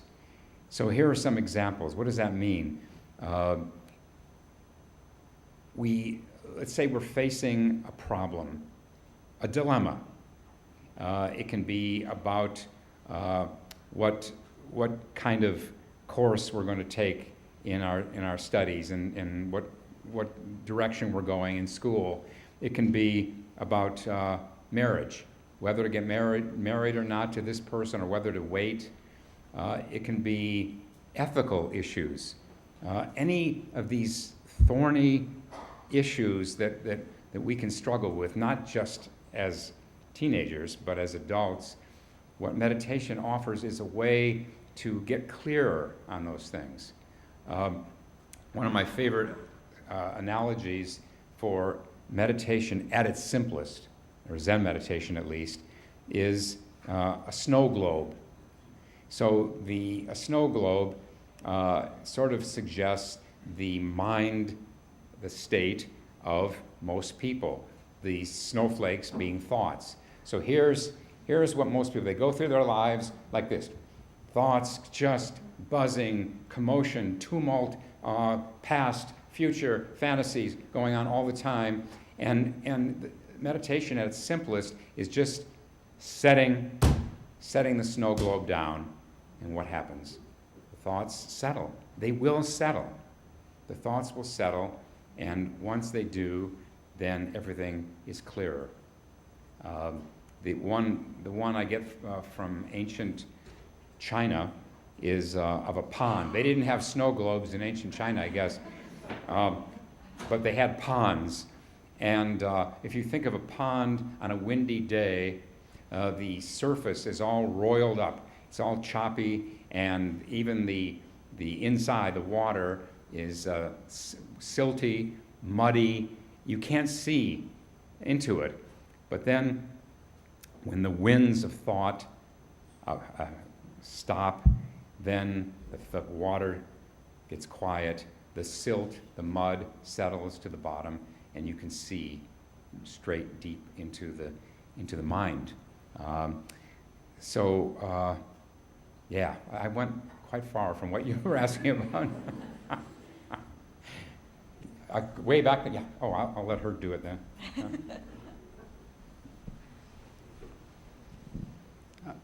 Just in regards to meditation, is there a specific benefit to like the Zen form of meditation in regards to other spiritual disciplines like Islamic prayer or Christian praying or something like that? Yeah, I think so. Thank you. Zen meditation, again, what drew me to it, I had no religious background in my life, never been to church in my life. What drew me to Zen was that there is no dogma, there's nothing you have to believe. Zen, again, as Brad said, Zen means, it's a Japanese word that means meditation. So it's a practice. It's not a belief system. We don't care what people believe. We have members of the Zen Center who are Catholics, who are Jews, who are Sufi, and other Muslim. We couldn't care less what they believe. What we offer is a place for people to come and let the mind settle and see into themselves and see into others. So as far as prayer, we don't have petitionary prayer in Zen. In fact, there is no God concept in Zen. Sorry, but there is no God concept in Zen. But I see prayer I see meditation as the real substance of prayer. Consider this. If you're praying for something and your mind is scattered, you're thinking about your shopping list for Wegmans or this or that, how is that prayer? It's not. So the more concentrated, the more focused you can be in your praying, the more rich and beneficial the praying will be. So if people come, we've had Catholic nuns and priests practice with us. We don't care how they want to use it. If they want to use it in their prayer, great. How wonderful that they can find a way to get more concentrated and more fully engaged with their prayer. Over there. Good morning. Good morning. I'm going to give you some positive feedback.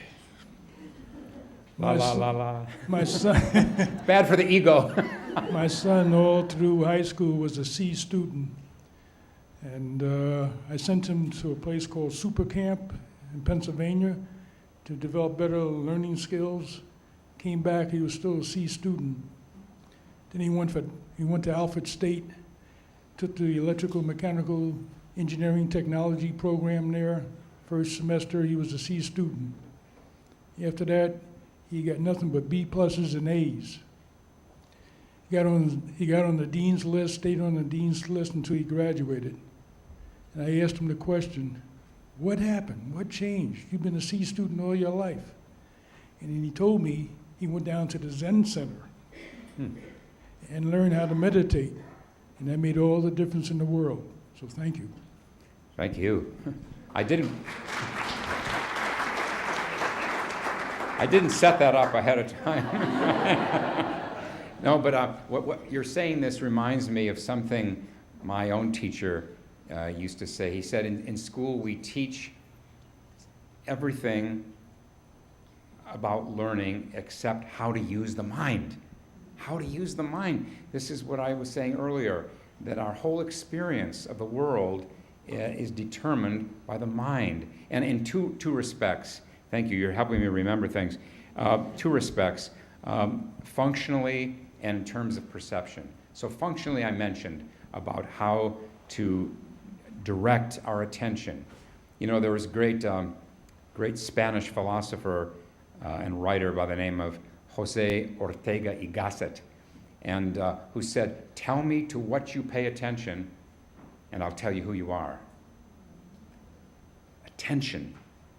Where is our attention at any given moment? Where are we directing our attention? This determines to a large extent who we are. But that's the functional aspect of meditation, or of the mind. The other is also the perceptual, where we have these filters that we build up that filters out what we call reality, the world out there, people. And we see things based on our conditioning, to use not a Zen word, but a psychological word, our conditioning, our socialization process, our educational process. This conditioning determines how we see things. This has been strongly, there's very strong evidence for this in neurological research. That what is that saying? Well, we know about the unreliability of eyewitness testimony, right? It's appalling what people can create, and there are those who say all memory is reconstructed memory. This is a basic neurological fact, and so we have this responsibility to purify, for lack of a better word, to clear the mind, to get to know the mind, so that we know how we might be filtering things. For example, bias, racial, ethnic, and other kind of biases. How could we ever say we don't have any bias? Anyone who says that doesn't accept the unconscious. You think you're fully conscious. Oh, no biases.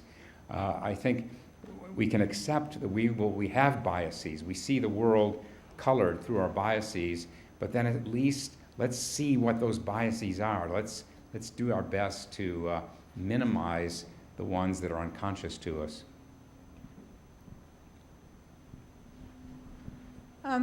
One of the things that you talked about, the settling pond, one of the things I think is particularly difficult for our students and for us too in modern society is disconnecting. I challenge my students to do that, to put your phone down, be in the world. Just don't even listen to music. Just go out and walk in your neighborhood and look and listen and be in the world without having all that other outside noise.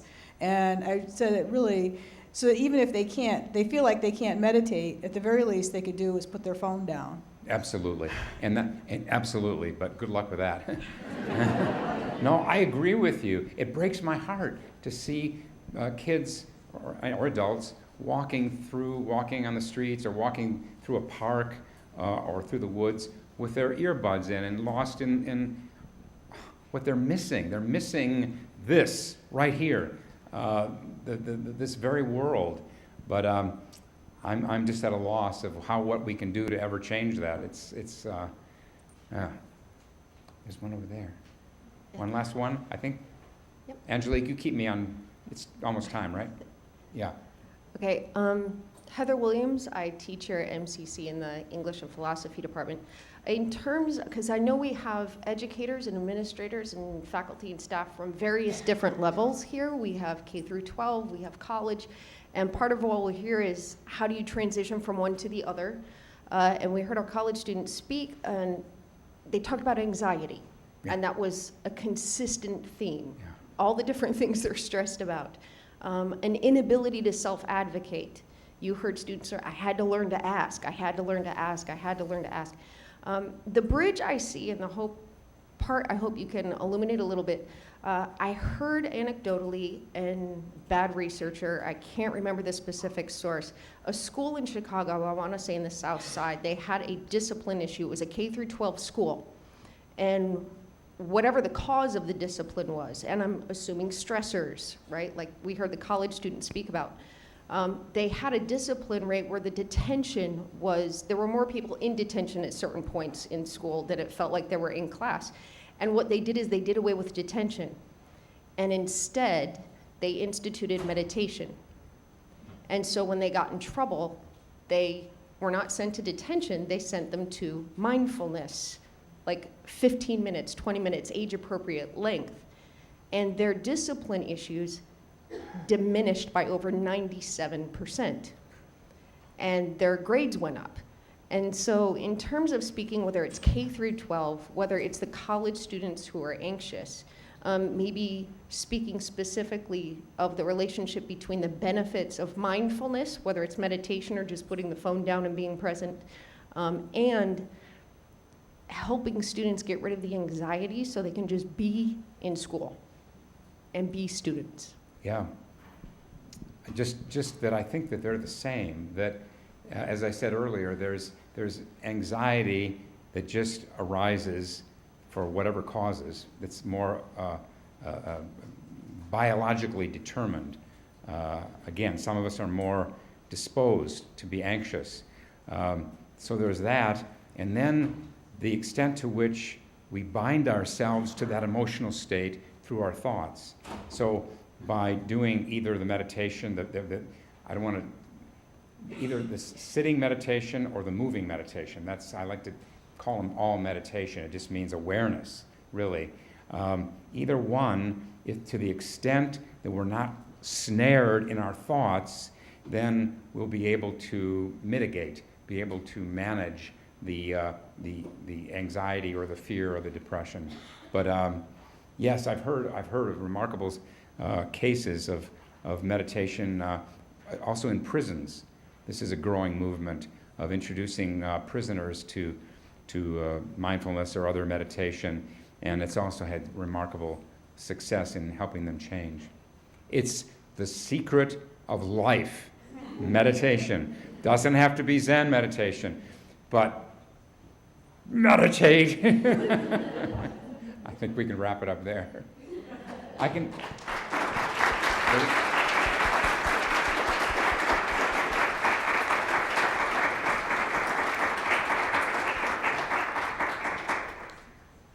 Again, please, let's give another round of applause. You just did that, but why not? Be mindful of the applause, I suppose. Anyway, thank you, Bowden Colheed, for your speech and your insight into this mindfulness. We'd like to be mindful of your bodies at the moment by giving you a moment to just chat, relax, get some more coffee, as our panel members will be coming up to start the next section of our presentation. We'll take about 5 minutes, and again, thank you.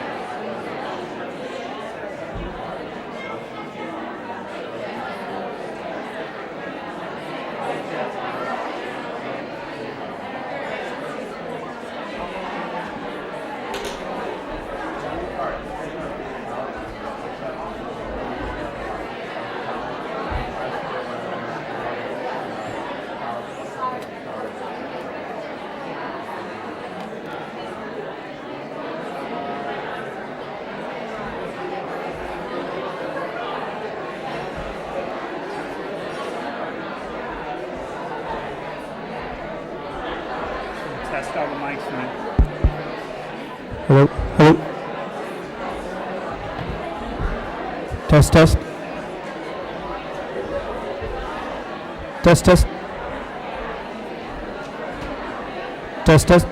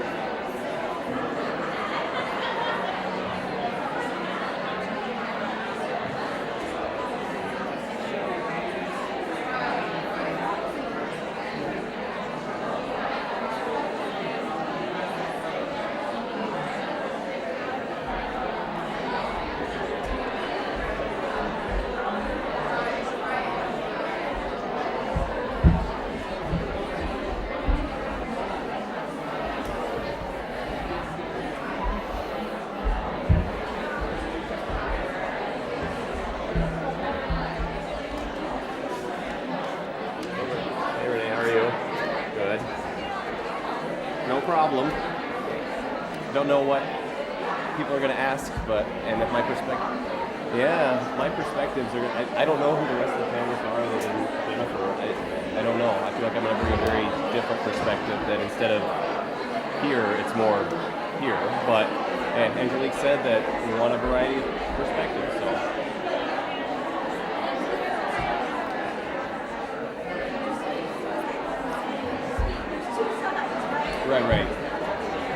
Right.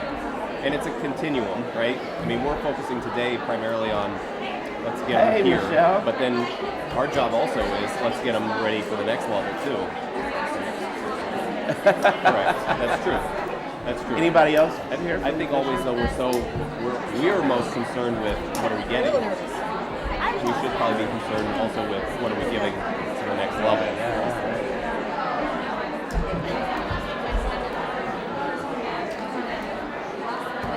Never been on a panel before. I know, me either. Hi.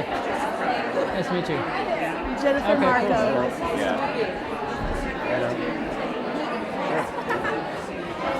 Good. Questions? I did. Good. I imagine tomorrow. Okay, thank you. Right, but don't ignore the fact that they will need I think help I was actually supposed to getting serve to a where they're panel supposed to. I can't imagine that would for our grad school. They like had me come back with some type of like science educator thing. But like, But then once you get on campus, just like, it's a big did the deal. panel show up? But like one student came. So sorry, Yeah, me neither. I think it was just one of those things that I kind of didn't advertise it Victory. well. Yeah. You know, just happens. Well, this is the opposite of that. I remember grad school, as a grad student, I organized a symposium of grad students to present. Yeah, but that didn't really, there wasn't that good of a support audience as well. Well, Barb Lau and I are working on a P16 project where we connect faculty and staff to people in schools and try to create relationships with folks in schools where we can get in and out, and they can get in and out of our classes, just to kind of create a more seamless relationship between high schools in particular and college. Like they have us up here, so Right. And we are, but at the same time, We need to be doing substantive academic work. Exactly. Yeah. I know, that's the first thing when I first saw the email to ask us. Yeah, we do that when we bring No, I typed in, I'm not going to do this. I have no expertise in it, you know? And anyway, so in your class, the kids are in college already. Yeah, right. But usually readiness is kind of already passed, although, they should have college students to talk about it. Pass the cafe. Yeah, it is funny. It's good to see you, Michelle. Two MCC people. Then turn right. Are you a bar person? Right? Oh, sorry, left. And then three. And then follow the sign. Actually, we're all Rochester City School. Hi. Hi, I'm Dave. Hi, Dave. I'm Jeff. Yeah, nice to meet you. Yep. So Jeff from St. John Fisher? Yeah. Hi, very nice to meet you. Yeah, I do. Excellent. I'm in the I'm chair of the inclusive ed department. I gotcha. It's hard. And I teach a lot of kids. Sounds good. Do I have to do anything with this? Do I push the button? Is that? It's a secondary Okay. adolescent. Oh, good. A lot of construction guys over here. Seems like there's always something going on. Yeah. That's cool. You take a Building a class. trap there. So. Yeah, I can see the windows are really nice.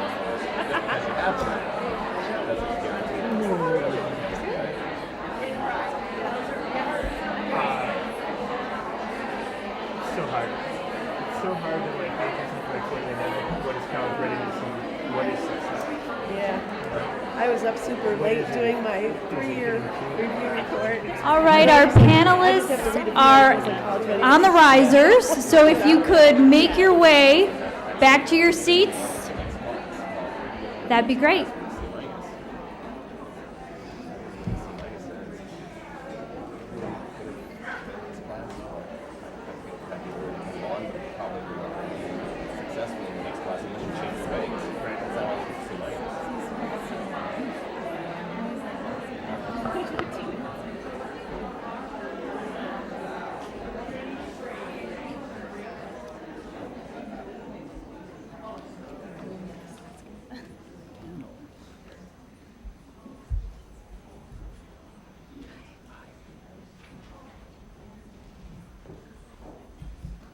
So what a morning we've had. Could you join me in a round of applause for those great student videos and for our keynote speaker? Let's just show them some love.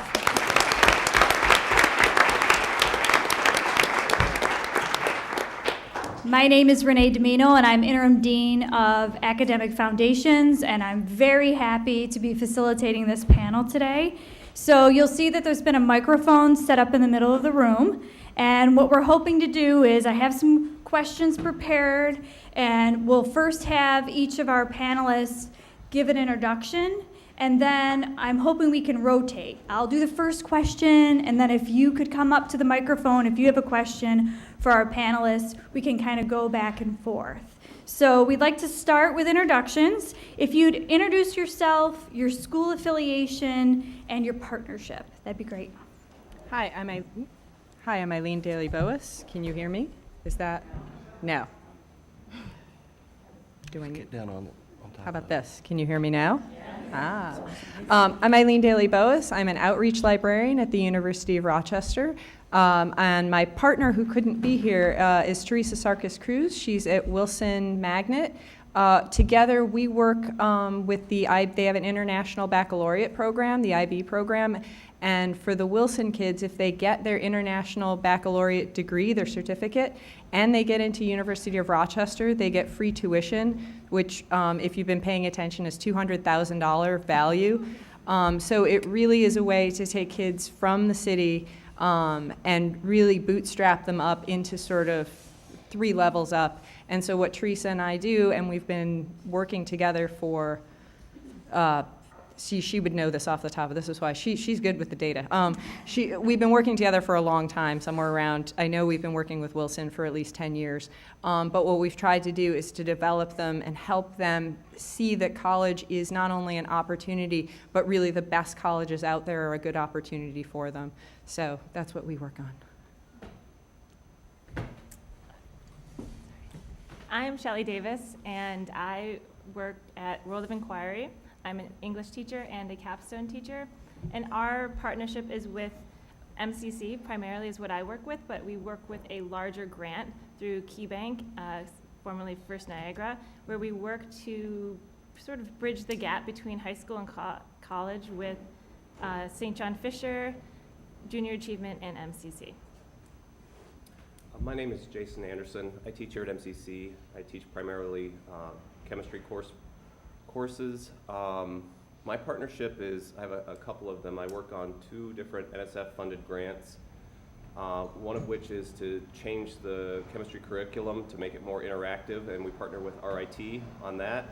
And the second is working with a chemistry faculty member at the University of Rochester to allow MCC students to do research in his research group. My name is Jesse Pryor. I'm a high school math teacher at World of Inquiry, and our partnership is with MCC.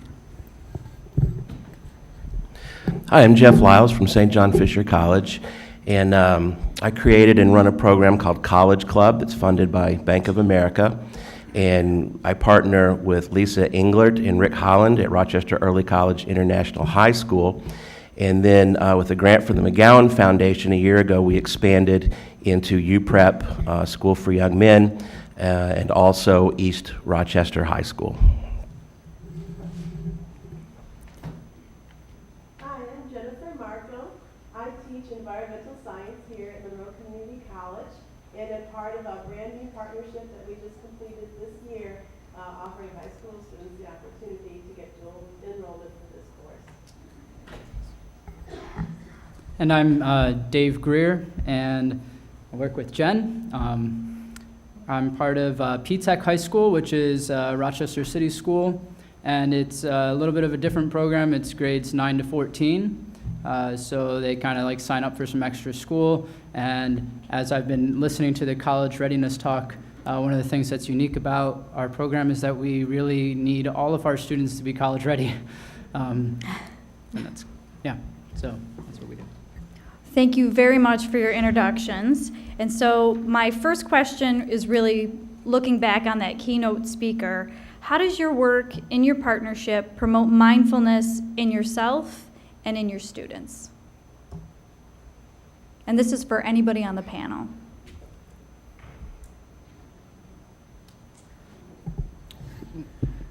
I think that understanding your students' needs, that sense of balance, that middle road, it just got me just thinking and trying to be in the moment and help my kids be ready. The one idea I came up with was a flexible classroom setting, and maybe with my grant that I can work with that to fit the needs of my students to try to see what they know and work with them to improve their math skills. One of the fundamental principles of College Club is that students understand their responsibility and ownership of their learning, and we try to help them stop thinking of themselves as consumers or as subjects of education, but as independent advocates who have the agency to own an education, their education. All right, and so while I was listening to the keynote, it struck me this idea. I really liked his idea about we're not entirely responsible, but we are somewhat responsible. And I think that it generally describes our approach in College Club. We're there to support students and provide them with resources and a framework. All right. However, we place a lot of the responsibility on them because that's the kind of college students we want, right? College students who are self-advocates, who are problem solvers, who are independent. And so we try to create a structure in which they can practice those skills. And to us, that's an important part of college readiness. And it's an important part of being mindful about where you are and who you are and what your relationship is to education. And I would just say, that, can you hear me in the back? I'm concerned. Okay. There we are. Closer to it, yeah. Closer? Yeah. Lean in. Sorry, I'm not very good at this. There we are. Usually I just belt it out to the room, so. So one of the things with, I work with IB programs, both at Wilson and from the Western New York IB Consortium. And we'll see those suburban kids, kind of like the young woman on the video talked about. Suburban kids seem to have an edge. They seem to know. And what we see is when you say, here's 40 minutes, work quietly, suburban kids immediately sort of, you can tell they've had 40 minutes of quiet maybe every day. With the Wilson kids, it's really hard for them because very often they might not have 40 minutes of silent in any day that they have. And instead of sort of telling a narrative where, oh, these kids are just not well behaved, which is kind of, the older I get, the more tempted I am to do that. The more, and especially working with Teresa, she'll sort of say, well, today we had a fight and the cops had to come, which is why we're late. That there are things in their environment that are giving them coping skills that don't always fit well with what we think of coping skills for college. And I think after Roshi Bowden was talking, I was thinking more about how can I recognize that and listen and provide that bridge to, I know I have a sense of what your experience is, how can I help you sort of transition to, you have some quiet time here and your mind is going to jump around and it's going to make you anxious, but it's okay. It's going to keep existing and you can create it. And since I'm in a library, it's kind of what we do. We create spaces where people can either, if they need a little bit of noise or not. And so thinking about Roshi Bowden's talk, I was thinking much more about how can I hear what they're coming from and adapt and not tell a particular story that, say, we like to tell about city schools versus the suburban schools, that sort of thing. So.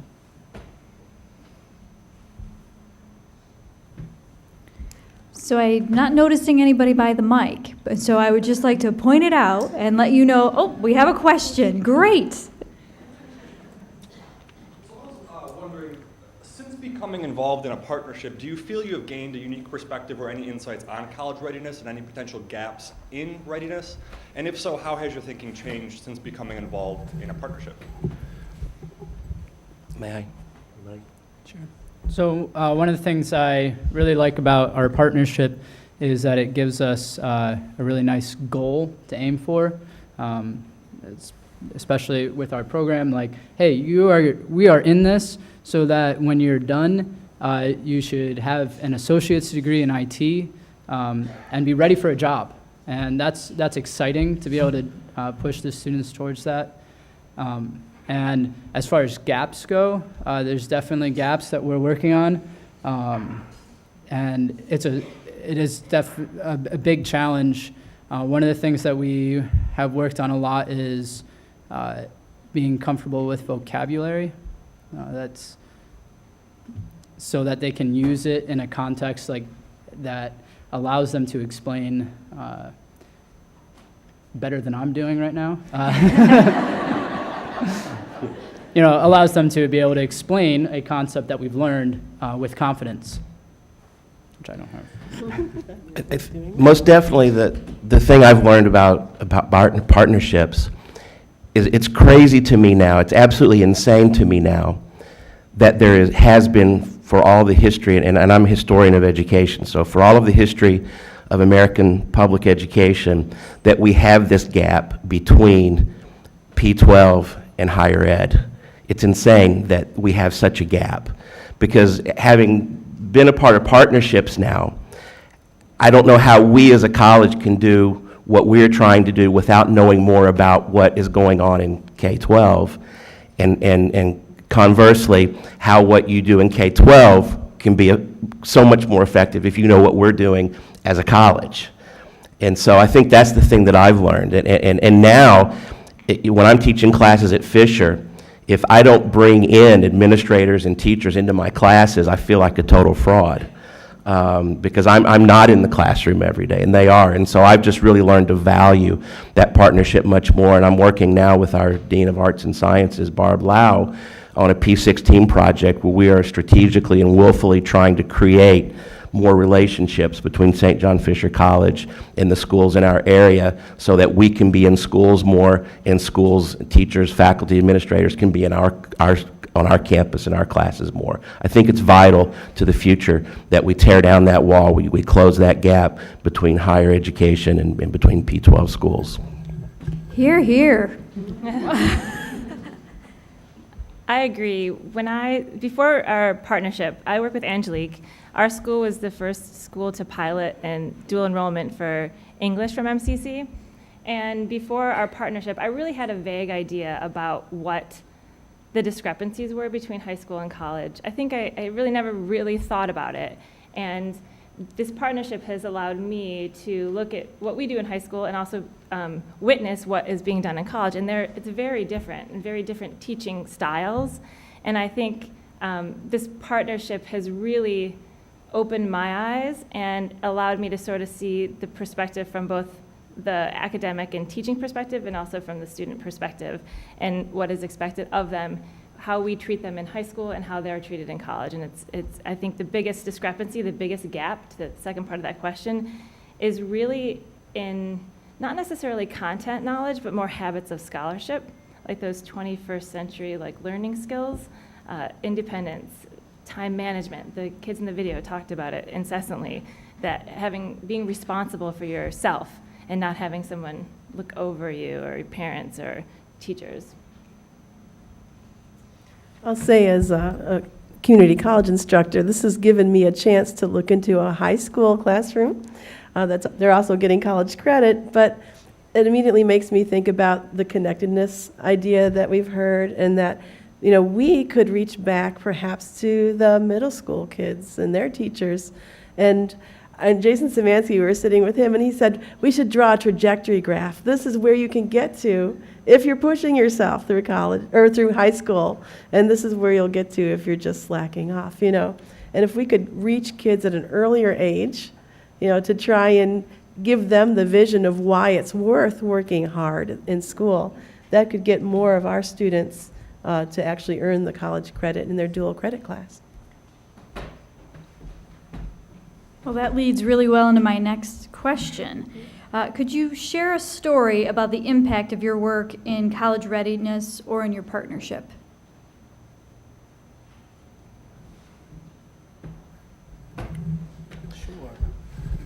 So last semester, I found myself sitting in the East Rochester High School library with a faculty colleague of mine, Dr. Katrina Arndt, and 4 East Rochester High School students.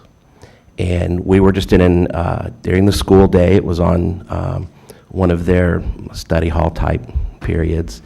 And what we were doing was working on an academic article to submit to an academic publication. And as I sat there and reflected on what we were doing there, I thought, how cool is this, right? I mean, these were sophomores and juniors in high schools, and our College Club program created the framework and the capacity where one of our professors and I were able to bring high school students in to actually work on an academic piece about the work that we've been doing. And so that's really the essence of our College Club program. We are actually getting students college ready by having them live and participate in academic activities as high school students. And so I thought that was a real example of what we're all about. And so we finished that publication. We were rejected by the first journal we sent it to, so they learned an important lesson about that kind of thing, but we're resubmitting to other journals. And so hopefully before too long, we'll have some of those high school students' names in an academic journal, and they'll know more about doing research, collaborating, writing together, editing, and that whole process. The school that we teach at, or I teach at, World of Inquiry, is interesting. It's a K through 12 building in the city.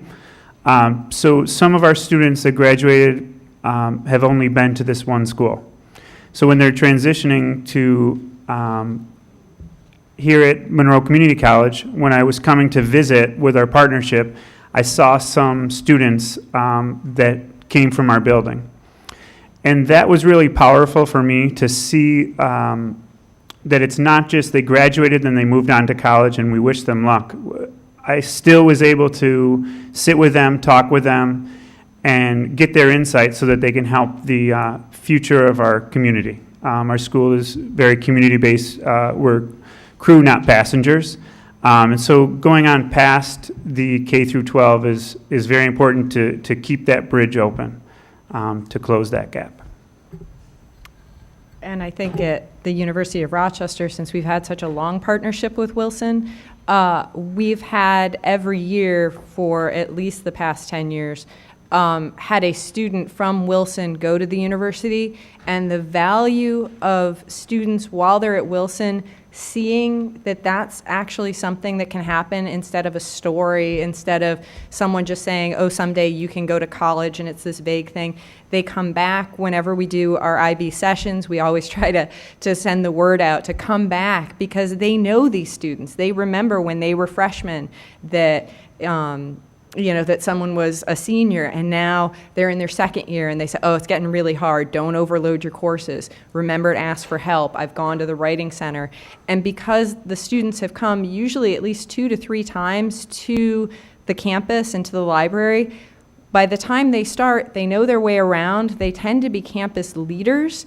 They tend to they're almost all first generation. And as a first generation student myself, they are helping tell that story of what it is to be a college student to folks who just don't see it. They don't see it in the media. They don't see it in the news. They don't see themselves in those positions until, now we have students from Wilson who have gone to graduate school and are coming back, and that power of seeing yourself in a place that you didn't know you belonged is amazing, and it's transformative. And every time we get the sophomores in and they're kind of, wow, what are we doing? I always remember in 3 years or in 5 years, this person might be graduating with honors and going off to Harvard for their graduate studies. And I think that's just super transformative, and remembering that and seeing that possibility and knowing it's not just us, that the more we can get students to come back and report, the more that's a lifeline. And in our case, I think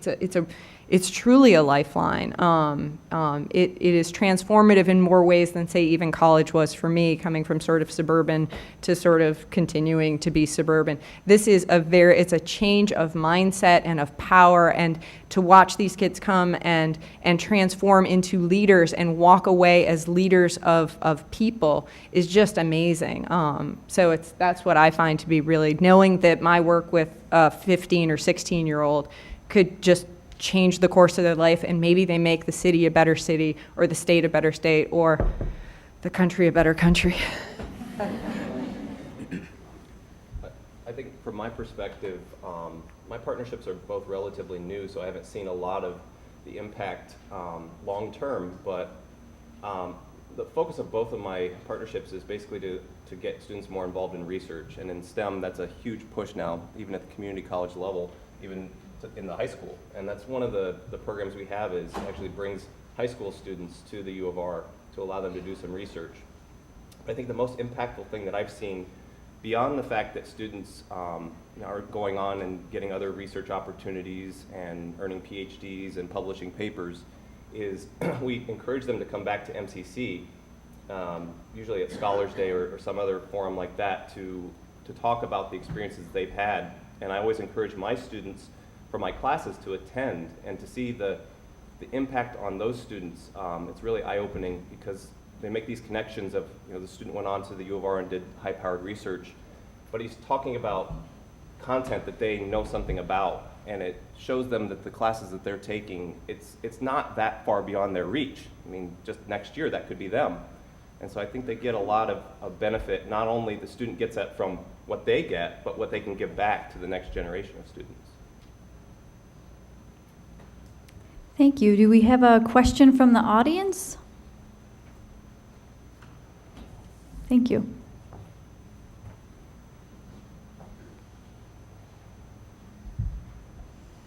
It's so good to see this connection between K-12 and college. I was a high school mathematics teacher for 16 years. Now I'm the math education professor at the college at Brockport. I'm a transition researcher.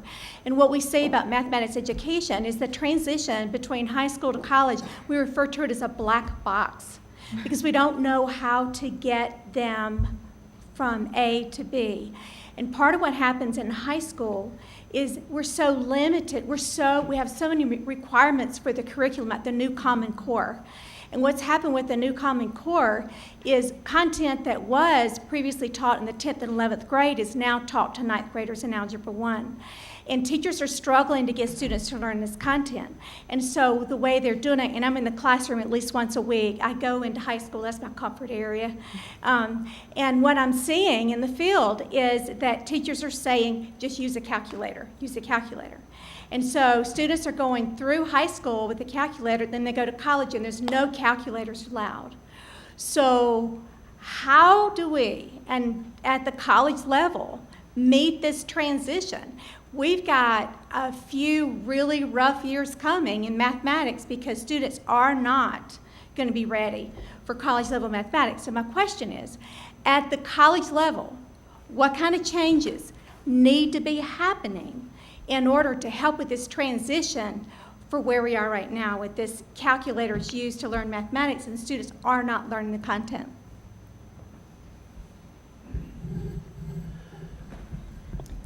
Colleges just have to decide they're going to do it. I mean, it's will. We have resources. It's just deciding that it's valuable. And so I think those of us in this room and our colleagues who also believe that these partnerships are important have to be allies, be strong allies, and get the word to the colleges that this is important.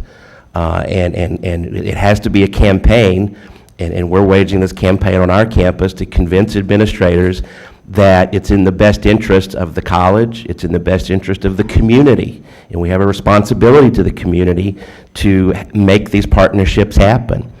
And so again, I push on administration, and I found an ally, again, our Dean of Arts and Sciences, Barbara Lau, who's a philosophy professor and associate dean of arts and sciences.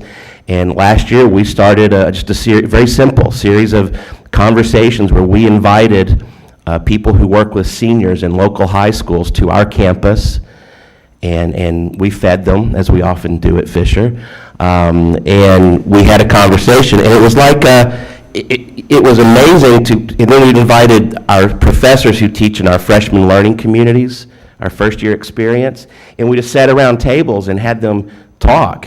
And they looked at college freshman syllabi, and they talked to senior teachers about the assignments that they give seniors. And that conversation, you would have thought we were exploring the moon, right? The dark side of the moon. I mean, it was like uncharted territory to have these two groups of people talking to each other. We're going, why is this such an amazing expedition, right? An experiment to have people who teach freshmen talking with people who teach seniors.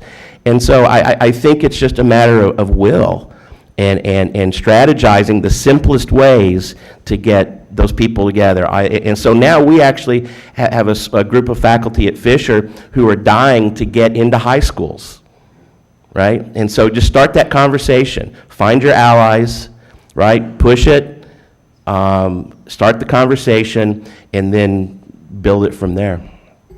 I think people are interested. I think they just need permission to be interested and to act on it, because it's not a typical part of the culture.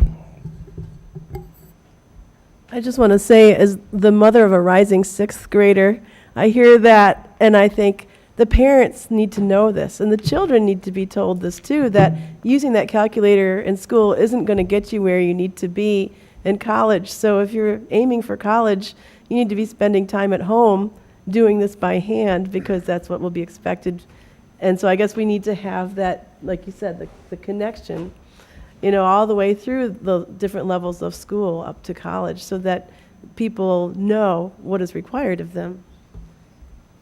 Yeah, I was going to say, one of the things I saw in the video was students reporting that the teachers say, college is going to be hard. College isn't like this. And I think it's very possible that their teachers were being more specific, but I think specifically letting kids in high school know how it's different, not just that it's harder, but what's different. And so one of the things that with our Wilson Collaborative, we're always talking about that they're creating new knowledge. Part of their assignment for this extended essay is they need to actually create some new knowledge in the world.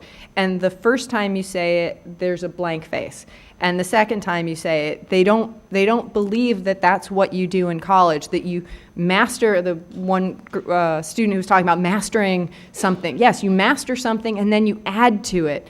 And I think instead of saying it's going to be harder, it's going to be different, to say you're going to be creating content, maybe not just on YouTube like you might already be doing, but you're going to be adding to what the world knows. And that is what's expected. That does seem hard, but it seems hard in a way that seems valuable, and not just it'll be hard, you know, it's different, we're handing it to you. To very much say, we're handing you the tools now so that you can then go to that next step. And I think that might be, I know that's not the calculator, but we're giving you the calculator so you can learn the concept, because the concept is the thing you're going to take with you. And I think there are a lot of those, if the calculator is a shortcut, a lot of shortcuts that you have to have in high school, because there's just not, I've seen what gets covered. I don't know how you all do it. So, but I think that might be one of the things. Really be specific about what gets harder so that they can envision themselves being creators of content and not just sort of leveling up in this weird, I don't know how it's harder. So, at our school, sorry, Jesse, we've spent a lot of time gathering data to drive how our curriculum is created. We have something called Capstone at our school that we originally wanted to have for 1 year for junior year, to have students take this capstone class, and we're kind of modeling it off of a college capstone class where our school does expeditions. So during their they do collaborative interdisciplinary expeditions all through elementary school, and then through high school they do case studies, and then eventually they would do their own case study, which we would think would be similar to the skills needed to do a capstone project in college or any sort of project in college. So we have this capstone class that we've created, and through the capstone class, we've had to collect data not only to sustain the grant that we're working on, but also to share with the students. So we've done a lot of acuplacer testing and different sort of tests to show the kids where they actually are, because I think a lot of the kids don't really know that they are behind, and no matter how much you tell them in the classroom, like you need to work on this or that, math, English, whatever the skill set that needs to be fixed is, they don't really know. And at first when we started doing it, there was some reluctance, and the kids kind of didn't take the test seriously. And now, if we've been doing it for 3 years, they want to do well. And they're like, we took kids here last week to do it, it's our junior class, and like the next day, they were bombarding me with like, what did I get, what did I get, what did I get? Because they wanted to know, and they wanted to know because they realized that they might have to work on something. And as part of that, we've created a new math class that Jesse can probably speak to. Yeah, I got to get my train of thought back. Yeah, sorry.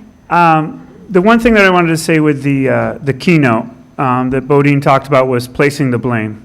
It's very easy to do that with, it's pushed down, just as was asked in the question. But it's how can we say what is added to our curriculum? You know, what's getting our students ready for the 21st century jobs and the market? So what we're trying to do is fill in those gaps, but trying to, without using calculators, I guess, but also just bringing it down. And it's okay to work on the elementary math skills. It's okay to work on those middle schools as long as they're meaningful. And how can we bring them to be meaning to the student? This morning I came into my school, just stopped in, and a student said, "Why does everybody walk down the stairs so weird?" And I was like, okay, I'm just in to check on a few things, but I stopped and I had to say our building is 100 years old and there's a 7 to 11 ratio. So every step that you take, it has to be 11 inches by 7 inches. And I said, this is what it has to be. So, you know, watch people go down this and they're not going to be able to catch a rhythm like any stairs. And the young girl, I didn't know her name, and she just said, I just got a math lesson. What the heck? If she remembers that and tells one person, then we did our job. As teachers, you know, we're here for the support and the help. So with that, we got to work with the younger teachers, the grades, to say, hey, what's working, what's not. I think one of the things that is, you know, that we kind of latched onto the calculators to no calculators example. But one of the things that is difficult is the consistency. So how do we have consistency between what's expected in middle school versus what's expected in high school versus what's then expected in college? And one of the things that popped into mind was if we're going to have that level of consistency, then as teachers we would probably have to give up a level of control over what we're teaching. You know, because someone's going to have to somewhere up here say, hey, you're never allowed to use calculators, and then everyone would know, you know, or whatever the example is. But with that, perhaps another way to think about it is that each teacher brings expectations. So some teachers are super, you know, when you hand in your work, the staple must be straight across the top, or it has to be, you know, at an angle, you know, things that are very particular. But although that is obnoxious sometimes as a student in a class like that, we appreciate that as teachers for some reason, there is an aspect to being a student and needing to learn what makes my teacher happy. Because, like, you know, what is their expectation for me? Because they're like my boss right now. And I need to learn what pleases them in order to succeed. And if their expectation is no calculators, then you have to rise to that expectation and be able to be successful in that. Thank you. I think we have another question from the audience. You have all actually started to segue to it perfectly. My question is that now that these partnerships, some of them decade-old plus, some of them newer, This seems to be something that, and I know at MCC, this is something we are increasingly encouraged to participate in by our administration and academic departments. This is sort of next. Does that make sense? And now that it's been going on for a little while, at least in some areas, you're starting to speak to what I'm wondering is, what have you learned in your partnerships in sort of dominantly high schools working with colleges and dealing with that black box and the gap there, in terms of our earlier grade educators, and out of the relationships you've seen between high school and colleges, what is that starting to inform maybe about, you know, K through 11, 10, I'm sorry, I'm in college, I forget where the numbers cut off, and high schools, because that sounds like it's seeming off of conversations the next natural step. I'll go first because I think the program that I work is sort of most naturally answering that. The International Baccalaureate program, we have many more schools in the area that they start in the early grades and working on things like reflection. So you learn something and you take time to reflect.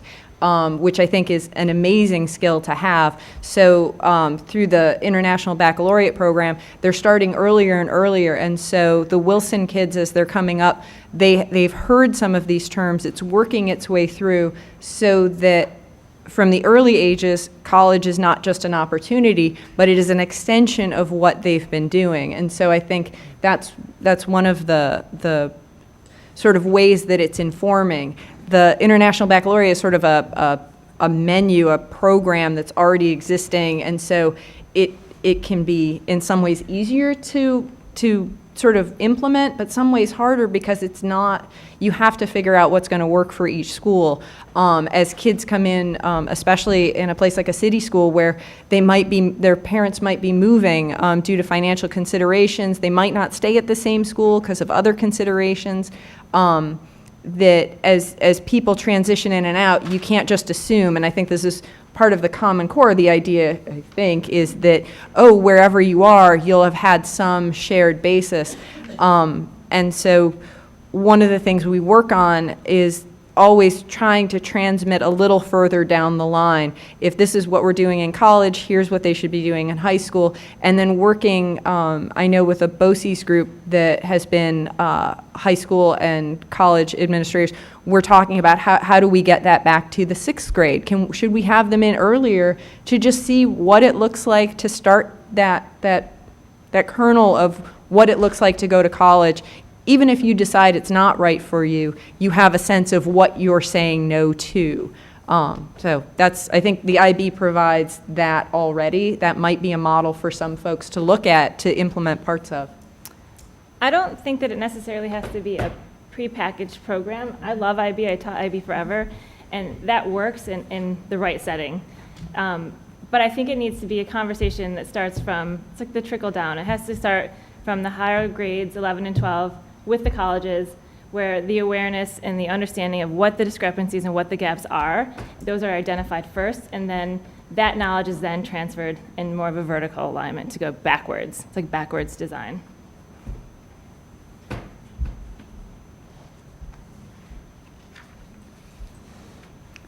I think we have another question. Okay.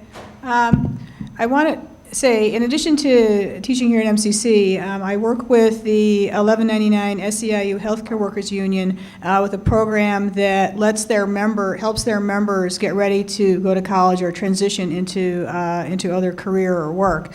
And and many of our students at MCC are older and they're not coming directly from high school. And I wonder if you could talk about or asked to think about a little bit about how these kinds of programs might be extended to an adult population, whether that's through a program like REOC or Rochester Works or the Union, where we might be able to draw in some of that college preparedness and that readiness for, in many cases, for people who have been out of high school or out of any kind of academic experience, in some cases for a very long time. I think that for partnerships to be effective, it's easy to say, these are all the good things that everyone up here has done. Those partnerships take a lot of work and a lot of time and a lot of conversations. And both parties who are in the partnership have to be willing to work together. And it's not going to happen overnight. Like our partnership, I've been working with Angelique this is going on to our 4th year. Each year has been a totally different partnership in how we've worked together and how we've implemented curriculum or changed something. And I think that's the key to partnerships. My school does have a lot of community partnerships, and some of them are more organic because it's an organization that was nearby. The appellate court worked with our school forever because they are around the corner. But I think that what makes these partnerships work is the fact that both parties really have to be on the same page and have a clear understanding of what they want to do, and also that those goals that they initially set are somewhat small. You can't go into something and say, we're going to do all of this overnight and expect it to happen, because that's where partnerships end up failing, because then people get upset or frustrated or it doesn't work, and then you're not sure what to do next. So I think to answer that question, those partnerships have to start with two parties and conversations that are willing to work together. If there's, I think, any sort of unbalance in that process, it doesn't work. You just kind of blew my mind there. Because, I mean, when I think of college readiness, we think of, right, the high school up. And I think what you just did for me was expand my thinking about college readiness as far as dealing with what we would call non-traditional students, right, or adult students, non-traditional students. And I from where I sit, I think that's probably an underserved population. I think we need to do a better job of that, thinking of college readiness in that way. So thank you for that. That was a great question. As Jeff's mind was also getting blown, what I was thinking as a librarian is I want to get on my phone and find out who's doing this well. Yeah, right. So figure out who's doing it, and I don't know who's doing it, but somebody has to be, or at least somebody's doing it well enough that it gives you a start. Finding people at admissions departments and talking to them, because most schools, I think, want a diverse population, and that can mean a lot of things. It doesn't just mean, a good percentage of men and women and, people from different countries and things like that. So I would say reach out to some admissions departments to see if there is something, but first find a librarian, there's a ton of us here, and see if we can find something. Is someone doing it or any researcher, they're good at that. But find out who's doing it and take that as a start. Talk to, if there's a place where they tend to go, that the people who are taking advantage of the program, interview them, what was hard, what wasn't, and then go back and talk. See, it's a conversation, like Shelley said, it's a conversation, and sometimes they're hard conversations because that blame seems to want to push to places. Oh, your people weren't ready, you didn't tell them this, we should have organized this, and instead to figure out how do we take what's known and how do we really adapt it and make it more successful so that every year we can sort of and just assessment. It's one of the things that's really popular now. It's ugly, it's hard, it's messy. The stuff that's easy to collect is not actually the stuff that's valuable. But thinking about what is it that I want to know, start small, I think, but find out who's doing something like it. There's got to be unions around who have done this. I'm thinking coal, any industry that's sort of dying, coal, things like, maybe someone has done it and you can borrow from that and then reach out and say, these people are doing this, I'd like to do something like it. It's a start. How can we start? What's our first steps? What's our pilot? That sort of thing. That would be, for me, always start with research, but that's my gig, so.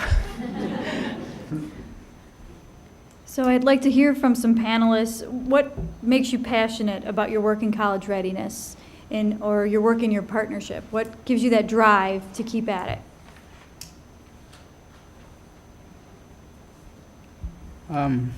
I really love seeing students given the tools necessary to succeed and then using those tools and succeeding. And it doesn't always happen, but it's really exciting when that does happen, seeing them become college ready. For me, I think, I like to see the success, and, I have a certain background, and I think we all have our biases, as was mentioned earlier, and we want to, guide them on a certain path which may or may not be the right one for them. But so many times I've seen students participate in a research program and realize it's not for them.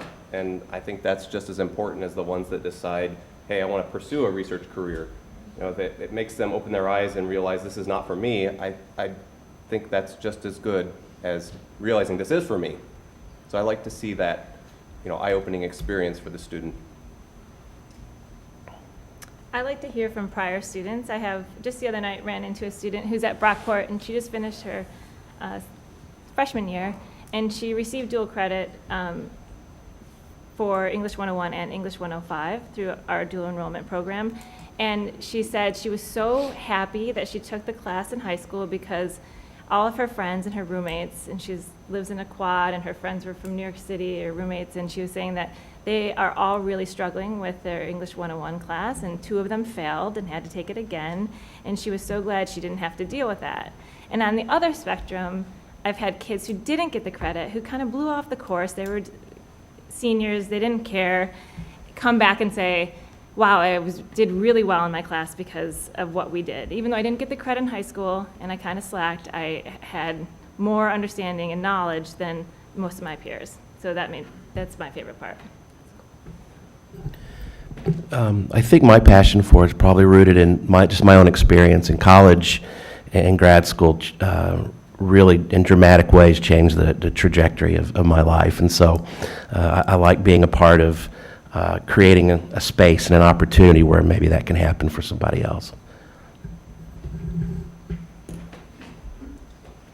Sorry, I think y'all know, since I think I was a little passionate before, but creating the opportunity, one of the things I like is the literacy opportunities that they have when they come to U of R, whether it's just evaluating information, whether it's seeing what's out there, whether or not they go to college at all, the fact that they've worked through a really hard problem and that they weren't alone. And that's one of the things I saw a lot of the students talking about, I feel so alone. And already I'm thinking about that first meeting with whether they're first-year college students or the high school students, to first, instead of having a checklist in my head, to start and say, where are we? Like, how much anxiety are you under at this moment? And let's just take that temperature and let me just listen, because whatever's on the checklist is going to matter less than that human being that's sitting in front of you. Because once they know that there are people to help them, then all those go away. That your checklist, somebody else can check those things off. But being present for them so that we have fewer kids saying, I'm alone. And I know at U of R, it's not cool to look like you need help. I'm pretty sure that goes across the board for other places. But so one of the things I get really excited about is before they step foot in whatever they do next, they're aware that there are people who are available to help them. And I think that makes me excited to sort of say, whatever else goes on, I'm not here to grade you. I'm here just to show that there are people to support you and to listen. And I'm going to try to do that better. College was some of the most exciting and important years of my life. And to get some students to be ready to be able to go to that and have that experience in any little way, I want them to have that experience, because then that's going to go on to more, and it'll lead on to another college or another job opportunity. So that's where the passion is just that giving them opportunities, more doors can be open.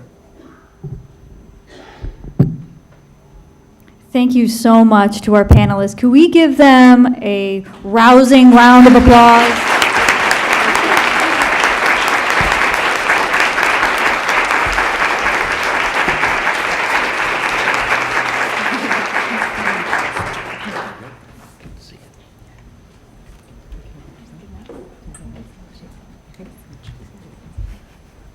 Okay, who's ready for lunch? Again, I want to thank our panelists and our speakers this morning and invite you to begin to serve yourself and have some good conversations. I'll come back about 12:45 to just let you know where to go next. Enjoy. We're going to do some breakups. I don't know if you're sorry, you can stay. I've got class, teaching graduate course. I felt like one of the things I was like, probably not. I'll be teaching till 9:30 tonight. generally So long as it's not then, Tuesdays. And then 9 to 5 tomorrow. Oh, wow. Yeah. Okay, thank you. Cool, man. I'm glad this worked out. Thanks so much. I'll Thank you so hope much. to see you. John, Sorry, have you started a bluegrass club Yeah. at 58 yet? Yeah.